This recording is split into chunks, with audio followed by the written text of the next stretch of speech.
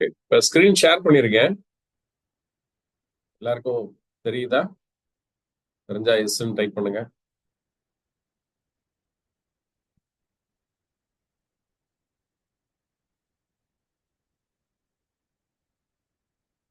Okay, full ஸ்கிரீன்ல தெரியுதா? தெரிஞ்சா ஜஸ்ட் ஒரு தம்ஸ் அப் மட்டும் கொடுங்க. செஷன் ஆரம்பிச்சிருவோம். ஓகே, என்னுடைய ஆடியோ, என்னுடைய வீடியோ, இப்ப நான் ஷேர் பண்ணியிருக்கக்கூடிய பவர் பாயிண்ட் மூணுமே கிளியரா இருக்கும்னு நினைக்கிறேன். ஓகே, தம்ஸ் அப் கொடுத்துருக்கீங்க. ஓகே, புகன் கொடுத்துருக்கீங்க. Okay, fine. So will proceed with the session. Okay, so first இன்னைக்கு நம்ம பார்க்க போது, இதுக்கு முந்தின வீடியோல நீங்க பாத்தீங்கன்னா ஒரு ஜென்ரலா வந்து அனாட்டமி பத்தி நம்ம பேசியிருப்போம். ஸோ இன்னைக்கு நம்ம பார்க்க போறது இன்ட்ரோடக்ஷன் டு ஹியூமன் பாடி அனாட்டமில. இதுல வந்து பிஎன்ஒஎஸ் ஸ்டூடெண்ட்ஸும் இருக்கீங்க, டிஎன்ஒஎஸ் ஸ்டூடெண்ட்ஸும் இருக்கீங்க. ஸோ டிஎன்ஒஎஸ் ஸ்டூடெண்ட்ஸ்க்கு என்னுடைய ஏர்லியர் வீடியோ நான் ஷேர் பண்ணது போதுமானதாக இருக்கும். But as far as BNOS students are concern, உங்களுக்கு இன்டெப்த் அனாட்டமி அப்படின்றது நிச்சயமாக தெரிந்திருக்க வேண்டும். ஸோ ஓவராலா மேலோட்டமாக நீங்க பாத்தீங்க அப்படின்னா அனாட்டமி அப்படின்னா அனாட்டமி அப்படின்னு சொல்லி ரெண்டா பிரிப்பாங்க. இதுல அனாட்டமி அப்படின்றது வந்து என்ன அப்படின்னு சொல்லி பாத்தீங்கன்னா, study about the structural organisation of an living organism. இந்த வார்த்தை ரொம்ப முக்கியமானது. Study of the structural organisation of an living organism. ஒரு உயிரோடு இருக்கக்கூடிய ஒரு உயிரிடம், அதனுடைய உடல் கட்டமைப்பு அப்படின்னு நம்ம சொல்லக்கூடிய இந்த ஸ்ட்ரக்சுரல் ஆர்கனைசேஷன் எவ்வாறு அமையப்பட்டிருக்கிறது அப்படின்றத பார்க்கிறோம். இதை மேலோட்டமாக பார்க்கும்போது, பார்த்தவுடன் எந்த ஒரு உயிரினமாக இருந்தாலும் அது உயிரினம் அப்படின்றத நம்ம எப்படி தெரிந்து கொள்வோம்? அதனுடைய அசைவை வைத்துக்கொள்வோம். அசையாமல் இருக்கும் போதும் அதனுடைய உடலில் ஏற்படக்கூடிய ஒரு சில மாற்றங்களை தெளிவாக நம் கண்ணில் படும்போது இது உயிர் உள்ளது, இது உயிரற்ற பொருட்கள் அப்படின்றத பேசிக் கிளாசிபிகேஷன்ல பார்ப்போம். பட் அனாட்டமில நம்ம சொன்ன மாதிரி is the study of the structural organisation of an living organism. ஒரு உயிரினத்தினுடைய கட்டமைப்பு, உட்கட்டமைப்புன்னு சொல்றது அந்த ஸ்ட்ரக்சுரல் ஆர்கனைசேஷன் அது எப்படி இருக்குன்றத நம்ம பார்க்கிறோம். அதில் மேலோட்டமாக பார்த்தீங்க அப்படின்னா ஹியூமன் பீயிங்ஸ் அப்படின்னா it is classified into two. இல்லையா? மனித இனம் அப்படின்னாலே மனித இனத்தை வந்து இரண்டாக பிரிக்கலாம் இல்லையா? அதை வந்து என்ன சொல்லுவோம்? ஆண் சமுதாயம், பெண் சமுதாயம், மேல் அண்ட் ஃபீமேல் அப்படின்றது. இதைத்தான் வந்து என்ன சொல்லுவோம்னா அனாட்டமில மிக முக்கியமான ஒரு concept. It is called as sexual dimorphism. எழுதிக்கோ, செக்ஷுவல் டைமார்பிசம். செக்ஷுவல் டைமார்பிசம் அப்படின்னா செக்ஸஸ் ஆர் செப்பரேட். ஆண் தனியாகவும் மேல் அதாவது ஆண் தனியாகவும் பெண் தனியாகவும் தனித்தனி பாலினமாக இருக்கிறத தான் sexes are separate, sexual dimorphism, இருவேறு பாலினம் அப்படின்னு நம்ம சொல்றோம். சரிங்களா? பார்த்த உடனே இது மேல், இது ஃபீமேல் அப்படின்றத எதை வச்சு சொல்றோம்? Bodily structural features. சரிங்களா? நீங்க அவங்களுடைய பிசியாலஜியை போய் பார்க்க வேண்டியது, மார்பாலஜியை வச்சு நீங்க சொல்லிடலாம் இல்லையா? மார்பாலஜின்றது பார்த்தவுடன் சொல்லக்கூடியது. அப்ப அனாட்டமில நீங்க தெரிந்து கொள்ள வேண்டியதில்லை. ஃபர்ஸ்ட் வந்து பார்த்தவுடன் தெரிந்து கொள்வது அப்படின்றத இப்ப பாக்குறீங்க, இது ஒரு ஆண், இது ஒரு பெண் அப்படின்றத எப்படி வந்து முடிவுக்கு வர்றீங்க? அனாட்டமிக்கல் ஃபீச்சர்ஸ் இல்லையா? அப்ப இந்த அனாட்டமிக்கல் ஃபீச்சர்ஸையே வந்து அனாட்டமியை ஃபர்தரா வந்து கிளாசிஃபை பண்ணலாம். எப்படி? External morphology, internal morphology. External morphology அப்படின்னா வெளிக்கட்டமைப்பு, இன்டர்னல் மார்பாலஜி அப்படின்னா உட்கட்டமைப்பு, வெளிப்புறமாக பார்க்கக்கூடியது. ஒரு மேல் அப்படின்னா எப்படி? Broad shoulders. சரிங்களா? அதுக்கப்புறம் என்ன ஆகும்? பிளாட் செஸ்ட் இல்லையா? அடுத்து பைசப்ஸ், ஸ்ட்ராங் பைசப்ஸ் இல்லையா? அண்ட் மாஸ்குலைன் ஜெண்டர் அப்படின்னு சொல்லுவாங்க. பார்க்கும் போதே ஒரு விறப்பாக இருக்கக்கூடியது மாஸ்குலைன் ஜெண்டர். மஸ்குலேச்சரை வச்சு அனாட்டமிக்கல் கிளாசிபிகேஷன்ல செக்ஷுவல் டைமார்பிசத்துல ஆண் பாலினத்தை பார்த்தவுடன் எப்படி கண்டுபிடிக்கிறோம்? பார்த்தவுடன் அவனுடைய வெளிப்புற தோற்றத்தை வைத்து நாம் தெரிந்து கொள்கிறோம். இதைத்தான் வந்து எக்ஸ்டர்னல் மார்பாலஜின்னு சொல்றோம். அதே மாதிரி ஒரு பெண் அப்படின்னு சொல்லி பாத்தீங்கன்னா இது வந்து எப்படி இருக்கும்? நேரோ இல்லையா? ஸோ நேரோ செஸ்ட், ப்ராடர் செஸ்ட் மேலுக்கு, ஃபீமேல் எடுத்தீங்கன்னா நேரோ செஸ்ட் இல்லைங்களா? அதே மாதிரி டெவலப்மெண்ட் ஆஃப் பிரெஸ்ட் இல்லையா? அடுத்து வந்து பாத்தீங்க அப்படின்னா பெல்விஸ். பெல்விஸ் வந்து பாத்தீங்கன்னா இடை மிகவும் சுருங்கலாக இருக்கும் எக்ஸ்டர்னல் மார்பாலஜியில பாத்தீங்கன்னா. ஸோ இதை வைத்து நாம் வந்து ஆணா பெண்ணா பாலினம் அப்படின்றத வெளிப்புறமாக நம்ம பார்க்கும்போது தெரிஞ்சுக்கலாம். அனாட்டமிக்கல் ஃபீச்சர்ஸ் நான் சொல்லக்கூடியது. இன்டர்னல் அனாட்டமின்றது வேற. அப்ப எக்ஸ்டர்னல் மார்பாலஜின்றது இன்டர்னல் மார்பாலஜின்றது வேற. அப்ப அடிப்படையாக நீங்கள் இதைத்தான் நீங்க முதல்ல தெரிஞ்சுக்கணும். Sexes are separate. இதற்கு நாம் பயன்படுத்தக்கூடிய வார்த்தை வந்து என்னது? Sexual dimorphism, masculine, feminine, transgender. சரிங்களா? மேஸ்குலைன் அப்படின்னா மேல், ஃபெமினைன் அப்படின்னா ஃபீமேல், டிரான்ஸ்ஜெண்டர் அப்படின்னா இரண்டுக்கும் நடுவில், ஆணும் இல்லாமல் பெண்ணும் இல்லாமல் இருப்பவர்கள் தான் டிரான்ஸ்ஜெண்டர் அப்படின்னு சொல்லி நாம் சொல்கின்றோம். இது மேலோட்டமாக நீங்க தெரிந்து கொள்ள வேண்டியது அனாட்டமியில. சரி, இப்ப அந்த அனாட்டமியில அடிப்படையாக நம்ம பார்க்க வேண்டியது என்ன அப்படின்னா, அனாட்டமியினுடைய அடிப்படையே என்ன, ஆணி வேற வந்து என்னது அப்படின்னு சொல்லி பார்த்தீங்கன்னா, செல்லுலார் ஸ்ட்ரக்சர்ஸ். செல்கள் தான். ஒரு செல்லில் இருந்து உருவாகுவதுதான் பல பரிமாற்றங்களில் வரக்கூடிய இந்த செல்லுலார் ஆர்கனைசேஷன் அப்படின்னு நம்ம சொல்றோம். சரிங்களா? அப்ப அடிப்படை வந்து ஒரு செல். ஒரு செல்லை வைத்துதான் அந்த உயிரினம் மொத்தமே வந்து உருவாகிறது. சோ இதை வந்து என்ன சொல்லுவாங்க அப்படின்னா செல்லுலார் லெவல் ஆர்கனைசேஷன். சரிங்களா? அனாட்டமியில செல்லுலார் லெவல் ஆர்கனைசேஷன்னா செல்ஸ் வந்து எப்படி வந்து டெவலப் ஆகுது, ஒரு செல்லாக இருப்பது எப்படி 2 செல்லாக மாறுது, 3 செல்லா, 4 செல்லு, 8 செல்லு, 16 செல்லு, 32 செல்லு. இது மல்டிபிளிகேஷன். அடுத்து ஒன்னா இருக்கிறது எப்படி வந்து பாதியாக மாறுகிறது, இப்ப 46 இருக்கிறது 23 எப்படி மாறுகிறது, இது எல்லாமே வந்து நாம் தெரிந்து கொள்ள வேண்டியது. ஒரு அனாட்டமியில நீங்க முதலில் தெரிந்து கொள்ள வேண்டியது ஒரு செல்லை பற்றிய முழுமையான புரிதல். சரிங்களா? அப்ப நான் சொன்ன மாதிரி செல்கள் புரிந்து கொள்வதில் செல் வளர்ச்சி அப்படின்றது ஒண்ணு இருக்கு. அப்புறம் ஒவ்வொரு செல்லுக்குமே வந்து ஒரு ஆயுள் உண்டு. நம்ம எப்படி பிறந்து வளர்ந்து கொஞ்சம் கொஞ்சமாக வயோதிகம் அடைந்து மரணிக்கிறோமோ, இது மரணிப்பது நாம் அல்ல, நம்ம உடலில் இருக்கக்கூடிய செல்கள் தான். அப்ப ஒவ்வொரு செல்களுக்கும் பாத்தீங்கன்னா ஆயுட்காலம் அப்படின்றது நிர்ணயிக்கப்பட்ட ஒன்று. இப்போ ஒரு செல் எடுத்துக்கிறீங்க ஆயுட்காலம் அப்படின்னா, இப்ப உதாரணத்துக்கு ரத்த சிவப்பணுக்கள் எடுத்துக்கிறீங்க, ஆர்பிசி. இந்த ரெட் பிளட் கார்பசல்ஸ் எடுத்துட்டீங்கன்னா அதனுடைய ஆயுட்காலம் எவ்வளவு அப்படின்னா 120 days, 120 நாட்கள் தான் உயிரோடு இருக்கும். இந்த 120 நாட்கள் உயிரோடு இருந்த பிறகு என்னாகும்? அழிந்து விடும். அப்ப இதனுடைய ஆயுட்காலம் 120. இதே போன்று ஒவ்வொரு செல்களுக்கும் ஒவ்வொரு மாதிரி ஆயுட்காலம் உண்டு. அப்ப இந்த ஆயுட்காலம் இதை எல்லாத்தையுமே நிர்ணயிக்கக்கூடியது யார் அப்படின்னா, பிறவிலிருந்து கடவுள் நிர்ணயித்தாரா அப்படின்னா கிடையாது. கடவுள் அப்படின்றது கடவுள் தான். பட் இந்த ஆயுட்காலத்தை நிர்ணயிக்கக்கூடியது யார் அப்படின்னு சொல்லி பாத்தீங்கன்னா, தனித்தன்மை மிக்க ஒவ்வொரு மனிதனுடைய அற்புதமான கடவுள் யார் அப்படின்னு சொல்லி பாத்தீங்கன்னா, அனாட்டமி படி நம்ம பேசணும் அப்படின்னா டிஎன்ஏ. சரிங்களா? அஸ்ட்ரல் சயின்ஸ் படி பேசணும் அப்படின்னா சப்டல் பாடிஸ் அப்படி இப்படி நம்ம நிறைய பேசுறது உண்டு. சூட்சம சரீரம் அப்படின்னு நம்ம சொல்லுவோம், சுல சரீரம் அப்படின்னு சொல்லுவோம், ரெண்டுது. பட் இங்க நீங்க மிக முக்கியமாக பார்க்க வேண்டியது டிஎன்ஏ. சரிங்களா? இந்த மரபணு பதிவுகள்ல வந்து மிகவும் தெளிவாக கொடுக்கப்பட்ட விதி, ஆகம விதி இதுதான்.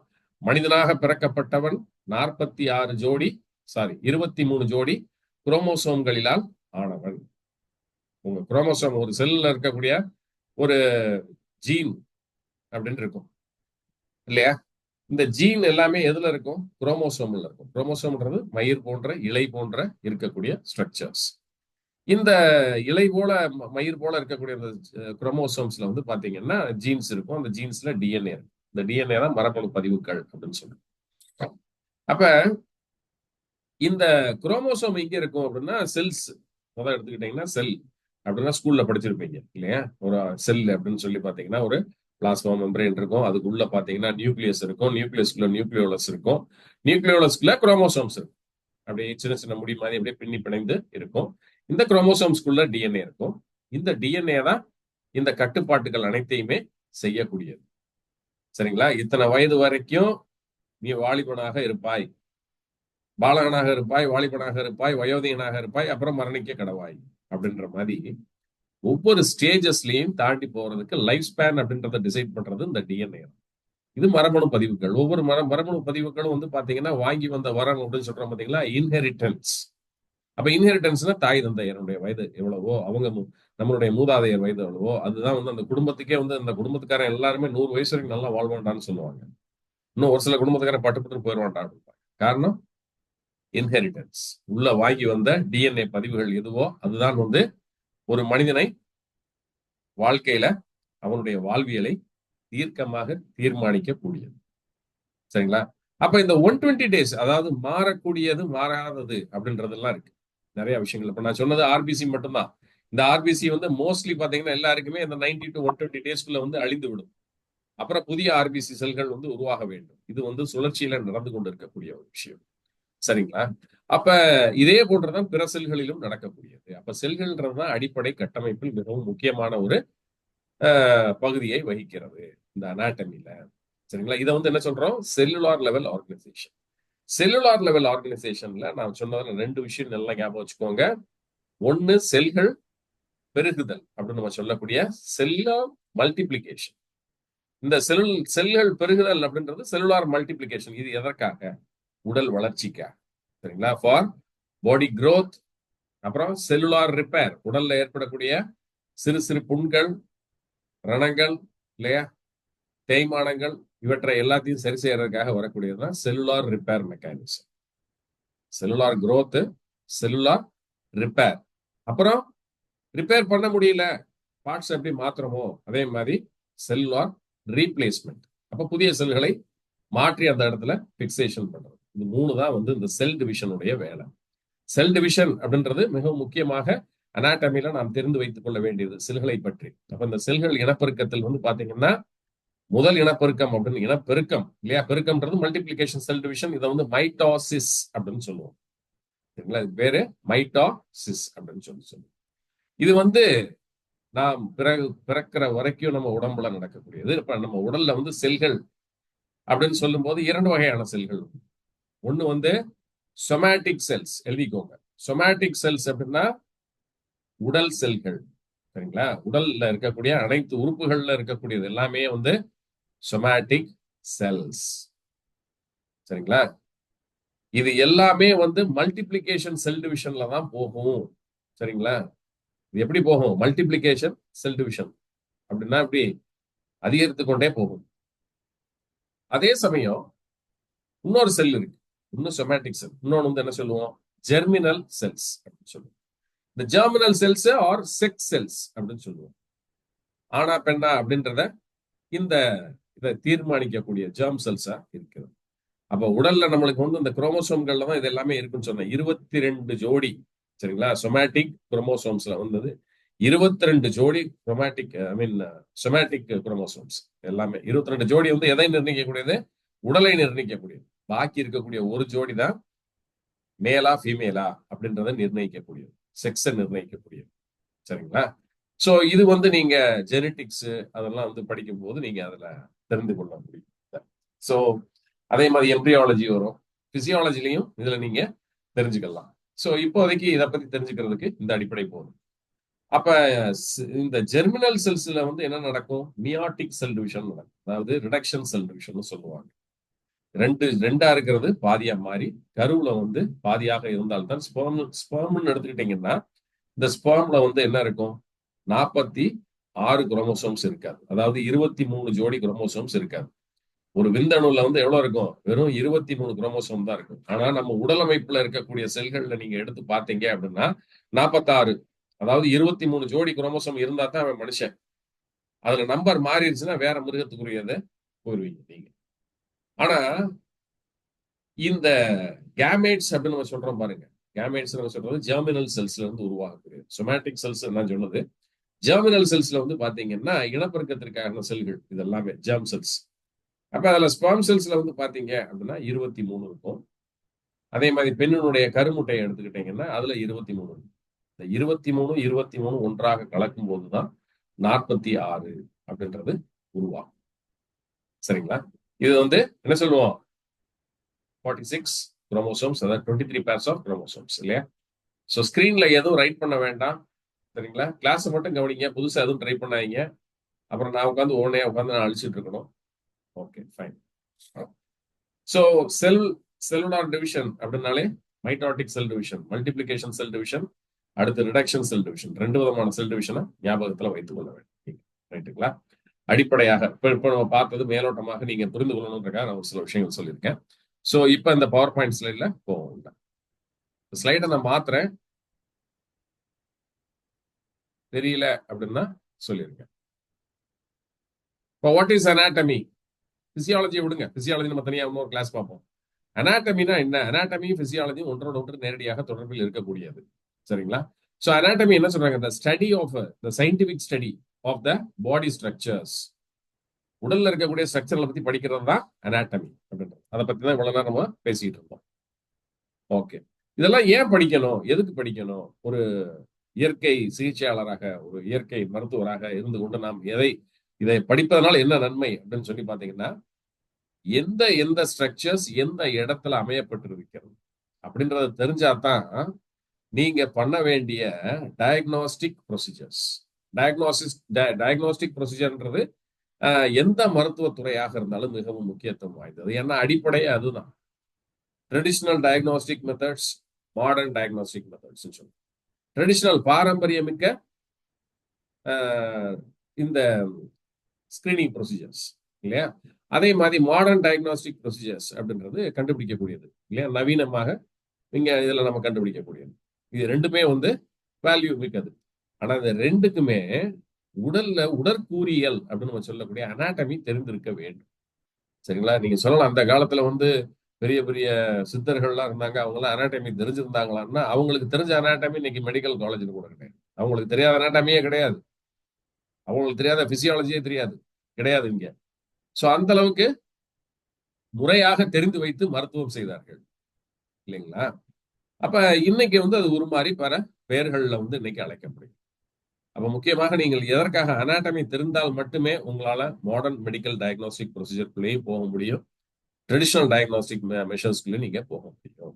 ரேடியல் பல்ஸ் பாருங்க அப்படின்னா, ரேடியல் பல்ஸ் இங்க இருக்கும் அப்படின்னு சொல்றீங்கன்னா, ரேடியல் பல்ஸ் உங்களுடைய ரிஸ்ட் கிரீஸ்ல பாருங்க அப்படின்னா, ரிஸ்ட்னா இங்கே சார் இருக்கு அப்படின்னு சொல்லி உங்களுக்கு டவுட் வரும். சரிங்களா? சோ இதற்காக நம்ம பாக்குறது. பிளட் பிரஷர் பாக்குறீங்க, கியூபிட்டால் கிரீஸ்ல பாருங்க அப்படின்னு சொல்றோம். வேர்ட்ஸ், நீங்க ஒரு பிஎன்எஸ் ஸ்டூடெண்டா இருந்தாலும் சரி, டிஎன்ஒய் ஸ்டூடெண்டா இருந்தாலும் சரி, கியூபிட்டால் கிரீஸ்ல நீங்க ரேடியல் பல்ஸை ஃபீல் பண்ணணும் ஸ்டெத்தோஸ்கோப்பை வச்சு அப்படின்னா, கியூபிட்டால் கிரீஸ்னா தேடி இருக்கணும். எங்க கியூபிட்டால் கிரீஸ்னா இந்த கை, இந்த படத்துல பாத்தீங்கன்னா இருக்கு, பாத்தீங்கன்னா இது கியூபிட்டால் கிரீஸ். அப்ப ஹேண்ட் கஃபை உங்களுடைய அப்பர் ஆர்ம்ல டைப் பண்ணுங்க அப்படின்னு சொல்லுவோம். அப்பர் ஆர்ம்னா எதுன்னு தெரிஞ்சிடும். இது அப்பர் ஆர்ம் ஹேண்ட் கஃப்ல ட்ரை பண்றோம், ப்ரெஷர் கஃப். ரைட்டுங்களா? ஸ்டெத்தோஸ்கோப் வச்சு கியூபிட்டால் கிரீஸ்ல ரைட் ரைட். இந்த கிளாஸ்ல நீங்க என்ன தெரிஞ்சுக்குவீங்க? அனாட்டமி, பிசியாலஜி, இதுக்கு இருக்கக்கூடிய வித்தியாசங்கள், இதுல இருக்கக்கூடிய ஒற்றுமைகள், இதுல இருக்கக்கூடிய வெவ்வேறு பிரிவுகள் என்ன அப்படின்றத தெரிஞ்சுக்குவீங்க. உடலினுடைய ஸ்ட்ரக்சர்ஸ் அதை பத்தி நீங்க புரிந்து கொள்ளலாம். மிகவும் சிம்பிள் டேர்ம்ஸ் சொல்லி வந்துருவேன். 6 லெவல்ஸ் ஆஃப் ஆர்கனைசேஷன் அப்படின்னா என்ன? லெவல்ஸ் ஆஃப் ஆர்கனைசேஷன் இப்ப மேலோட்டமா நம்ம பார்த்தோம் இல்லையா? செல்லுலார் லெவல் ஆர்கனைசேஷன் அப்படின்னு சொன்னேன். இப்ப செல்லுலார் லெவல் ஆர்கனைசேஷன், அடுத்து பாத்தீங்கன்னா tissue grade organisation, tissue level organisation. Tissue level ஆர்கனைசேஷனுக்கு அடுத்து பாத்தீங்க அப்படின்னா ஆர்கன் லெவல் ஆர்கனைசேஷன், அதுக்கு அடுத்து ஆர்கன் சிஸ்டம் லெவல் ஆர்கனைசேஷன், அடுத்து ஆர்கானிசம் லெவல் ஆர்கனைசேஷன். இந்த மாதிரி 6 பகுதிகளாக அதை முழுமையாக நாம் பார்ப்போம். அதை தெரிந்து கொள்வீர்கள் இதனுடைய முடிவுல. ஒரு மனிதனுடைய வாழ்க்கையில, ஹியூமன் லைஃப்ல பாத்தீங்கன்னா கேரக்டர்ஸ் அப்படின்றது இருக்கு. ஃபங்க்ஷனல் கேரக்டர்ஸ்னா செயலாக்கத்தின் போது வெளிப்படக்கூடிய குணாதிசயங்கள். இப்ப நான் ஓடும் போது எனக்குள்ள வெளிப்படக்கூடிய குணாதிசயங்கள். சாதாரணமாக நான் உட்கார்ந்து இருக்கும் போது கோவப்படுறேன், எரிஞ்சு விழுறேன். ஃபங்க்ஷனலா நான் இருக்கிறேன். ஃபங்க்ஷனலா ஒரு ஃபங்க்ஷன் செய்யும்போது கைனட்டிக் மோஷன்ஸ் பாடியில இருந்து நான் கொடுக்கப்படும் ஒரு பிசிக்கல் ஆக்டிவிட்டியோ இல்லையா, ஏதோ ஒன்று பண்ணும்போது நான் என்ன மாதிரி பாடியில என்னுடைய ஆர்கன்ஸை யூஸ் பண்றேன், அப்ப என்ன மாதிரி கேரக்டர்ஸ் வெளியில எக்ஸ்பிரஸ் ஆகுது அப்படின்றத நீங்க தெரிந்து கொள்வீர்கள். சரிங்களா? மனிதன் வாழ்வதற்கு அத்தியாவசியமாக இருக்க வேண்டிய, தேவைப்பட வேண்டிய அந்த ரிக்குவயர்மெண்ட்ஸ்ன்றது என்ன அப்படின்றது தெரிஞ்சுக்கலாம். சரிங்களா? நார்மல் ஃபங்க்ஷனுக்கும் அப்நார்மல் ஃபங்க்ஷனுக்கும் இடையில் ஏற்படக்கூடிய வித்தியாசம், அதுதான் என்னது? Loss of homeostasis. ஹோமியோஸ்டாசிஸ் என்ன? சமநிலை தவறுதல். அடுத்து use of appropriate anatomical terminologies. நிறைய வார்த்தைகள், டெர்மினாலஜிஸ்னா வார்த்தைகள் உண்டு, இது என்னன்றதை நீங்க தெரிந்து கொள்ளலாம். அடுத்து என்ன பண்ண, ஒன்றோடு ஒன்றை ஒப்பிட்டு பார்த்து கொள்ளலாம். ஒரு மெடிக்கல் இமேஜிங் டெக்னிக்ஸ் நீங்க கத்துக்கலாம். ஒரு எக்ஸ்ரே வருதுன்னா அந்த எக்ஸ்ரே எப்படி ரீட் பண்ணணும் அப்படின்றது தெரிஞ்சிருக்கும். ஒரு ஸ்கேன் ரிப்போர்ட் வருதுன்னா அந்த ஸ்கேனை எப்படி நீங்க ரீட் பண்ணணும் அப்படின்றத நம்ம தெரிஞ்சிருக்கோம். தெரியாதவங்க தான் என்ன செய்வாங்க, உடனே பார்த்த உடனே ஐயோ எனக்கு பார்க்க தெரியாது அப்படின்றத போய் சொல்ல முடியாது. உங்ககிட்ட சிகிச்சை எடுக்க வர்றாங்கன்னா பார்த்துட்டு இதெல்லாம் எங்களுக்கு நம்பிக்கை இல்லை, நாங்க வந்து ட்ரெடிஷனல் டயக்னோஸ்டிக் ப்ரொசீஜர்ஸ் ஃபாலோ பண்றவங்க. ட்ரெடிஷனல் டயக்னோஸ்டிக் ப்ரொசீஜர்ஸ்லயும் அனாட்டமி, பிசியாலஜி இதெல்லாம் தெரியல அப்படின்னா நீங்க வந்து பார்க்கிறது ரொம்ப சிரமமாக இருக்கும். ஸோ இந்த வகுப்புல நீங்க அதை தெரிந்து கொள்ளலாம். சரிங்களா? ஓகே. இப்போ செக்ஷன் 1 வில் ஸ்டார்ட். நோட்ஸ் எடுத்துக்கிட்டே வாங்க. அனாட்டமின்னு என்ன? Internal, external. நான் சொன்ன மாதிரி இன்டர்னல் மார்பாலஜி, எக்ஸ்டர்னல் மார்பாலஜி இரண்டாக பார்க்கறது. அப்ப எக்ஸ்டர்னல் மார்பாலஜியை பார்த்தோம்னு தெரிஞ்சுக்கலாம். இன்டர்னல் மார்பாலஜி பார்த்துக்கிறதுக்கு என்னது? ஸ்டடி ஆஃப் ஃபார்ம் அப்படின்னு சொல்லி சொல்றோம். ஸ்டடி ஆஃப் ஃபார்ம்னா இந்த ஸ்டடி ஆஃப் ஃபார்மை வந்து என்ன சொல்றோம்? ரெண்டாக பிரிக்கப்படும். ஒன்னு கிராஸ் அனாட்டமி, இன்னொன்னு மைக்ரோஸ்கோபிக் அனாட்டமி. சரிங்களா? இப்ப எக்ஸ்டர்னல் அனாட்டமில பார்த்த உடனே ஃபீச்சர்ஸ் சொல்லிடலாம். இன்டர்னல் அனாட்டமில ஒரு அட்டாப்சி இல்லைங்களா பண்ண போறாங்க அப்படின்னா இதனுடைய ரிப்போர்ட்ஸ் வந்து எப்படி இருக்கும் ஒரு ஃபாரன்சிக் சயின்ஸ்ல அப்படின்னு சொல்லி பாத்தீங்கன்னா இரண்டாக பார்க்கப்படுகிறது. ஃபார்ம், அதுதான் ஸ்டடி ஆஃப் ஃபார்ம். இந்த ஃபார்ம் ரெண்டு, ஒன்னு கிராஸ் அனாட்டமி, இன்னொன்று வந்து மைக்ரோஸ்கோபிக் அனாட்டமி. கிராஸ் அனாட்டமில என்ன பண்ணுவாங்க? ஜென்ரலா சரச்சரன்னு கட் பண்ணிடுவாங்க இல்லையா? பிரேத பரிசோதனை அப்படின்னு சொல்றோம்ல நம்ம. ஸோ இந்த பிரேத பரிசோதனை என்ன பண்ணுவாங்க? மண்டையில அடிச்சு உடைச்சு ஸ்கல்ல ஓபன் பண்ணுவாங்க. அப்புறம் சரன்னு ஓபன் பண்ணி உள்ள பிரிச்சு உள்ள எல்லாத்தையும் பார்த்துட்டு திருப்பி வச்சு தச்சிடுறது. இந்த கிராஸ் அனாட்டமி மேலோட்டமாக பார்க்கணும். மைக்ரோஸ்கோபிக் இன்வெஸ்டிகேஷன் அப்படின்றது என்னது அப்படின்னா அதாவது நுண்ணுயிரி அப்படின்றது கிடையாது. மிகவும் சிறியாக செல் அளவுகள்ல அதை போய் நம்ம பார்க்கிறது. மைக்ரோஸ்கோபிக் அனாட்டமி அப்படின்றது மைக்ரோஸ்கோப்ல வச்சு பார்க்கக்கூடிய. ஸோ இந்த ரெண்டை ஞாபகம் வச்சுக்கோங்க. Form study. இப்போ microscopic anatomy examination of structures that cannot be seen without magnification. ஒரு லென்ஸோ பூத கண்ணாடியோ ஒரு மைக்ரோஸ்கோப்போ இல்லாம பார்க்க முடியாதது தான் மைக்ரோஸ்கோபிக் அனாட்டமின்றோம். இதை ரெண்டா ஃபர்தரா கிளாசிஃபை பண்றாங்க. ஒன்னு வந்து cytology, study about the cells, செல்ஸை பத்தி படிக்கிறது சைட்டாலஜி. ஹிஸ்டாலஜி அப்படின்னா ஒரு திசுக்கள், ஒரு குழுவாக இருக்கக்கூடிய செல்கள், ஒத்த செல்களை கொண்ட ஒரு குழுவாக இருக்கக்கூடிய ஒரு திசுவை படிக்கக்கூடிய படிப்புக்கு பேர் தான் வந்து என்னது? ஹிஸ்டாலஜி அப்படின்னு சொல்லுவோம். இப்ப சப்டிவிஷன் ஆஃப் அனாட்டமி அப்படின்னு சொல்லி பாத்தீங்கன்னா இங்க பாக்குறீங்க மேலோட்டமா கிராஸ் அனாட்டமி அப்படின்றதுல ஃபர்ஸ்ட் வந்து பிரெயின் அஸ் அ ஹோல் முழுமையாக இருக்கு. நான் சொன்னேன்ல மண்டோட டப்புன்னு உடச்சு திறந்ததுக்கு அப்புறம் உள்ள மூளை கண்ணுக்கு உடனே தெரியும். இது வந்து என்னது? Cross anatomy. இப்ப இதே இந்த மைக்ரோஸ்கோபிக் அனாட்டமில போறீங்க அப்படின்னா ஒரு திசுவை எடுத்து அதை மைக்ரோஸ்கோப்ல நீங்க வச்சு பார்க்கும்போது நரம்பு செல்கள் அதுல தெரியும். Neuron cells. இது வந்து பி. இந்த பிக்சர்ல பாத்தீங்கன்னா தெரியும். இது பி. ரைட்? ஓகே. இப்ப பிசியாலஜினா என்ன அப்படின்னா ஒரு ஸ்ட்ரக்சர் பாடியில எப்படி இருக்குதோ இந்த ஸ்ட்ரக்சர் வந்து ஃபங்க்ஷன் ஆகிறதுக்கு உடம்புக்குள்ள வேற ஒரு சில ஃபங்க்ஷன்ஸ் நடக்கணும். இந்த ஃபங்க்ஷன்ஸ் தான் நம்ம சொல்றோம் பிசியாலஜின்னு சொல்றோம். அப்ப அந்த பிசியாலஜி என்ன? Study about the physiological functioning of the body. Structural functioning of the body is anatomy. Physiological function of the body is called as physiology. அப்ப பிசியாலஜில வந்து என்ன இருக்கும்? ஆக்கம், அழித்தல். ஆத்தல், காத்தல், அழித்தல். உரிமையா எளிமையா நீங்க புரிஞ்சுக்கிற சொல்றேன். சரிங்களா? மெட்டபாலிசம் அப்படின்ற ஒண்ணு நடக்கும். மெட்டபாலிசம்னா என்னது அப்படின்னு சொல்லி பாத்தீங்கன்னா ரெண்டு பார்ட்டா பிரிப்பாங்க. Anabolism, catabolism. அனபாலிசம் அப்படின்றது இந்த கன்ஸ்ட்ரக்டிவ் ப்ராசஸ், அப்படியே அடுக்கிக்கிட்டே போறது, உருவாக்குதல். கெட்டபாலிசம்னா அழிக்கக்கூடிய ப்ராசஸ், அழிச்சுக்கிட்டே போறது. ரெண்டு இட்லியை காலையில சாப்பிட்றீங்க, இட்லி கார்போஹைட்ரேட் உள்ள போய் வயிற்றுல செமிச்சு குளுக்கோஸா மாறி ரத்தத்துக்குள்ள கலக்குது. ரத்தத்துல இருக்கக்கூடிய குளுக்கோஸை வந்த உடனே வந்து இன்சுலின் ஒரு பக்கம் பேன்கிரியாட்டிக் பீட்டா செல்ஸ்ல இருந்து வருது. வந்த உடனே என்ன ஆகுது? இந்த குளுக்கோஸை எல்லாத்தையுமே எடுத்துக்கிட்டு செல்ஸ் போகுது செல்களுக்கு, உடல்ல இருக்கக்கூடிய அனைத்து செல்களுக்கும் போகும்போது என்ன ஆகுது? செல்கள்ல இருக்கக்கூடிய இந்த ரிசெப்டார்ஸ் டக்குன்னு என்ன பண்ணுது? உள்ள அக்செப்ட் பண்ணிக்குது குளுக்கோஸ். தேவைக்கு அதிகமாக இருக்கக்கூடிய குளுக்கோஸை என்ன பண்ணிடுது? லிவர், கிளைகோஜன், மசில்ஸ் இல்லையா? கிளைகோஜனாக லிவர்லையும் மசில்ஸ்லையும் ஃபேட் டிஷ்யூஸ்லையும் வந்து அதை வந்து குளுக்கோஸை கிளைகோஜன் அப்படின்னு வேற ஒரு பொருளாக கட்டி திடப்பொருளாக மாற்றி உள்ள வைத்துக் கொள்ளும் ஃபியூச்சர் தேவைக்கு. அப்ப இதைத்தான் வந்து என்ன சொல்றோம்?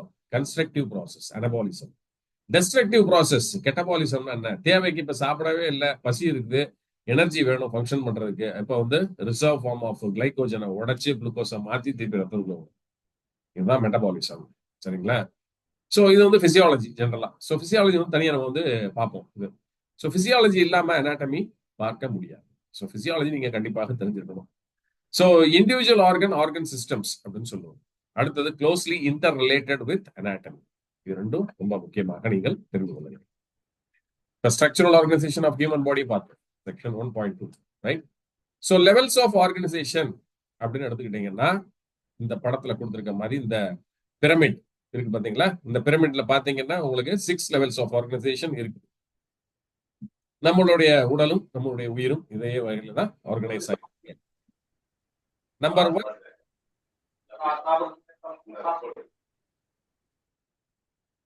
ப்ளீஸ் மியூட் பண்ணிக்கோங்க, யாரும் இது பண்ண வேண்டாம். ஃபர்ஸ்ட் வந்து கெமிக்கல் லெவல் ஆர்கனைசேஷன், ரெண்டாவது வந்து செல்லுலார் லெவல் ஆர்கனைசேஷன், மூணாவது டிஷ்யூ லெவல் ஆர்கனைசேஷன், நான்காவதாக ஆர்கன் லெவல் ஆர்கனைசேஷன், ஐந்தாவதாக ஆர்கன் சிஸ்டம் லெவல் ஆர்கனைசேஷன், ஆறாவதாக பாத்தீங்கன்னா organismal level of organisation. Chemical level அப்படின்றது பிசியாலஜி, பியூர் பிசியாலஜி. நீங்க ஒரு ஒரு இப்ப நான் சொன்ன மாதிரி கார்போஹைட்ரேட் எடுத்துக்கிட்டீங்க, இந்த கார்போஹைட்ரேட் எப்படி மாறுது? குளுக்கோஸாக மாறுகிறது. இந்த குளுக்கோஸ் வந்து எப்படி மாறுகிறது அப்படின்னா, இந்த குளுக்கோஸ் வந்து ஏடிபி ஆக மாறுகிறது. இந்த ஏடிபி என்னவாக மாறுகிறது? இந்த ஏடிபி வந்து இரண்டாக பிரிந்து, ஒரே நிமிஷங்க ப்ளீஸ் சொல்றேன். ஏன் மிஸ் ஆர்த்தி, ஏன் good evening.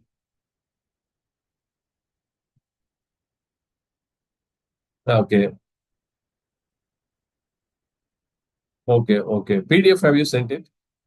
Oh, no, because we need to apply for provisional one, na? Uh, uh, uh, okay.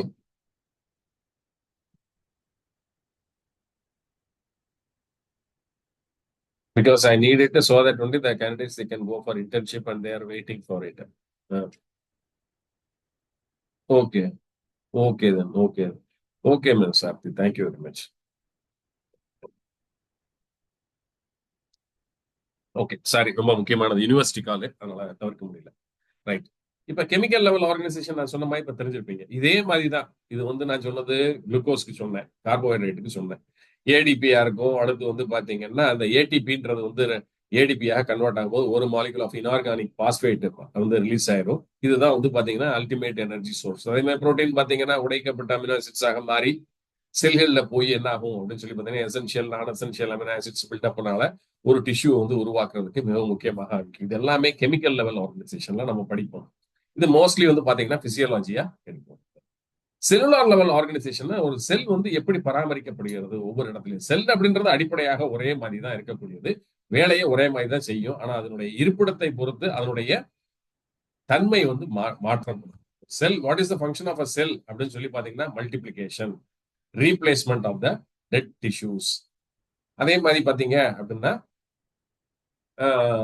Repair mechanism. இதுதான் செல்லுக்கு, எல்லா செல்லுக்கும் உள்ளது. ஆனா இந்த செல்கள் எல்லாத்துக்குமே பாத்தீங்கன்னா உள்ள ஒரே மாதிரி அமைப்பு கட்டமைப்பு இருந்த போதும் அது இருக்கக்கூடிய திசுக்களை பொறுத்து அதனுடைய அமைப்புகள் மாறும். இதைத்தான் செல்லுலார் லெவல் ஆர்கனைசேஷன்ல நம்ம படிப்போம். அடுத்து டிஷ்யூ லெவல். செல்கள் ஒரே மாதிரி பயன்பாட்டு செயல்களை செய்யக்கூடிய செல்கள் எல்லாமே ஒன்று சேரும் போது அது திசுக்களாக மாறும், டிஷ்யூஸ். ஒரே மாதிரி ஃபங்க்ஷன் செய்யக்கூடிய டிஷ்யூஸ் எல்லாமே ஆர்கன் லெவலாக மாறும், ஆர்கன் சிஸ்டமாக மாறும். உதாரணத்துக்கு இப்ப ஜீரண மண்டலம் அப்படின்னு சொல்றோம் பாத்தீங்களா, இது வந்து ஆர்கன் சிஸ்டம் லெவல். இப்ப இதுல இருக்கக்கூடிய ஒவ்வொரு உறுப்புகள் தனியா எடுக்க, இறப்பை தனியா எடுத்துக்கிறீங்க, ஸ்டொமக் தனியா எடுத்துக்கிறீங்க, லிவர் தனியா எடுக்கிறீங்க, பான்கிரியாஸ் தனியா எடுக்கிறீங்க. இப்படி தனித்தனியா எடுத்துக்கிட்டீங்கன்னா இது எல்லாமே ஆர்கன், அந்த ஆர்கன் சிஸ்டத்துல இருக்கக்கூடிய ஆர்கன். சரி, இப்ப ஸ்டொமக் எடுத்துக்கிறீங்க, ஸ்டொமக் எடுத்து கூறு போடுறீங்க, 3 லேயர்ஸ் பாக்குறீங்க உள்ள, மியூகோசா, சப்மியூகோசா, செரோசா அப்படின்னு சொல்லி 3 லேயர்ஸ் வந்து எக்ஸ்போஸ் ஆகுது. அப்ப வந்து இது வந்து என்னது, டிஷ்யூ லெவல் ஆர்கனைசேஷன் பத்தி படிக்கணும். இப்ப ஒவ்வொரு mucosal layer, submucosa layer, serosa லேயர்ல இருக்கக்கூடிய ஒரு செல் எடுத்து மைக்ரோஸ்கோபிக் அப்சர்வேஷன் வச்சு பாக்குறீங்க அப்படின்னா இது செல்லுலார் லெவல் ஆர்கனைசேஷன். இதை பத்தி படிக்கணும். இந்த செல்ஸ்ல என்ன நடந்திருக்குது அப்படின்றத ஒரு கெமிக்கல் அனாலிசிஸ்க்காக ஒரு பயோகெமிக்கல் டெஸ்ட்டுக்கு நீங்க அனுப்புறீங்க அப்படின்னா this is chemical level organisation. இது எல்லாமே சேர்ந்துதான் ஒரு ஆர்கானிசம் லெவல் அப்படின்னு சொல்றோம். கடைசியா ஒரு இத்தனை ஃபங்க்ஷனையும் கொண்ட இந்த உடல் எப்படி வெளிப்படுத்துகிறது தன்னுடைய கேரக்டர்ஸ், குணாதிசயங்களை எப்படி இது வந்து வெளிப்படுத்துகிறது. உடல்நிலை நன்ற ஆரோக்கியமாக இருந்தால் நல்ல ஒரு நிலையில வெளிப்படுத்துது, உடல்நிலை சரியில்லாத போது நல்ல ஒரு வெளிப்பாடுகளை காட்டுவதில்லை. அப்ப மனசு, உடல் இதெல்லாமே ஒன்றோட வந்து சம்பந்தப்படுத்தி பார்க்க வேண்டிய விஷயம். Right, okay. இப்ப ஃபர்ஸ்ட் நம்ம இதுல பார்க்க வேண்டியது இன்டெக்யூமெண்டரி சிஸ்டம். இன்டெக்யூமெண்டரி சிஸ்டம்னா என்னது? The biggest system in our body, that is integumentary system. Skin, இதுதான் பார்க்கிறோம். Skin, accessory structures. அக்சசரி ஸ்ட்ரக்சர்ஸ்னா என்னது? உங்களுடைய முடி, உங்களுடைய நகம், இதெல்லாமே அக்சசரி. இதோட சேர்ந்து இருக்கக்கூடியது. ரைட்டுங்களா? இதனுடைய ஃபங்க்ஷன் என்னது அப்படின்னு சொல்லி பாத்தீங்கன்னா, external support, protection of the body, ஹீட்ல இருந்து, அதே சமயம் இம்யூன் ஃபங்க்ஷனும் இது ரொம்ப ரொம்ப முக்கியமானது. இப்ப அதை வந்து மெயினா நீங்க தெரிஞ்சுக்கணும். அடுத்ததாக ஸ்கெலிட்டல் சிஸ்டம். சோ இந்த ஸ்கெலிட்டல் சிஸ்டத்துல வந்து பாத்தீங்கன்னா, போன் ஸ்கெலிட்டல் சிஸ்டம் வந்து எப்படி பிரிப்பாங்கன்னா, axial skeletal system, appendicular skeletal system அப்படின்னு ரெண்டா பிரிப்பாங்க. இதுல ஆக்சியல் ஸ்கெலிட்டல் சிஸ்டத்துல வந்து பாத்தீங்கன்னா, ஸ்கல்லு, அடுத்து வந்து பாத்தீங்கன்னா வெர்டெப்ரல் காலம், அடுத்து வந்து பெக்டோரல் கேர்டில், பெல்விக் கேர்டில், இதெல்லாமே வந்து. அப்புறம் அப்பெண்டிகுலார் ஸ்கெலிட்டல் சிஸ்டம் வந்து பாத்தீங்கன்னா four limbs and hind limbs அப்படின்னு சொல்லக்கூடிய மேல் கை கால்கள், இது வந்து வரக்கூடிய ஃப்ரேம் ஒர்க். இது மூவ்மெண்ட்ஸ்க்கு ரொம்ப ரொம்ப முக்கியத்துவம் வாய்ந்தது. ஓகே, அடுத்தது மஸ்குலார் சிஸ்டம். மஸ்குலார் தசை இயக்க சிஸ்டம். இதுல வந்து பாத்தீங்கன்னா ஸ்கெலிட்டல் மசில்ஸ் இருக்கும். ஸ்கெலிட்டன்ஸோட சேர்ந்து இருக்கக்கூடியது ஸ்கெலிட்டல் மசில்ஸ். அடுத்து வந்து பாத்தீங்கன்னா எலும்பையும் தசையும் கனெக்ட் பண்ணக்கூடிய நார்கள்.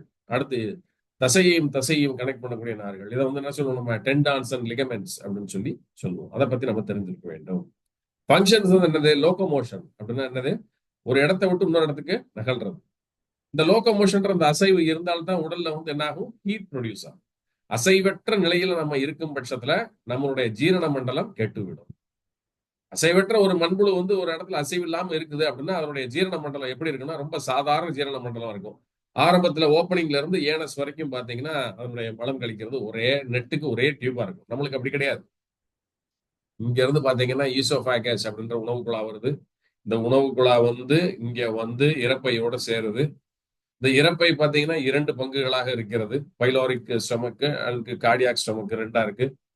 அதுக்கப்புறம் பாத்தீங்கன்னா அதுக்கு கீழே வந்து ஸ்மால் இன்டெஸ்டின் வரும், சுருள் சுருளாக இருக்கும். அது போய் அடுத்து கீழே கடைசியா லார்ஜ் இன்டெஸ்டின்ல முடியும்.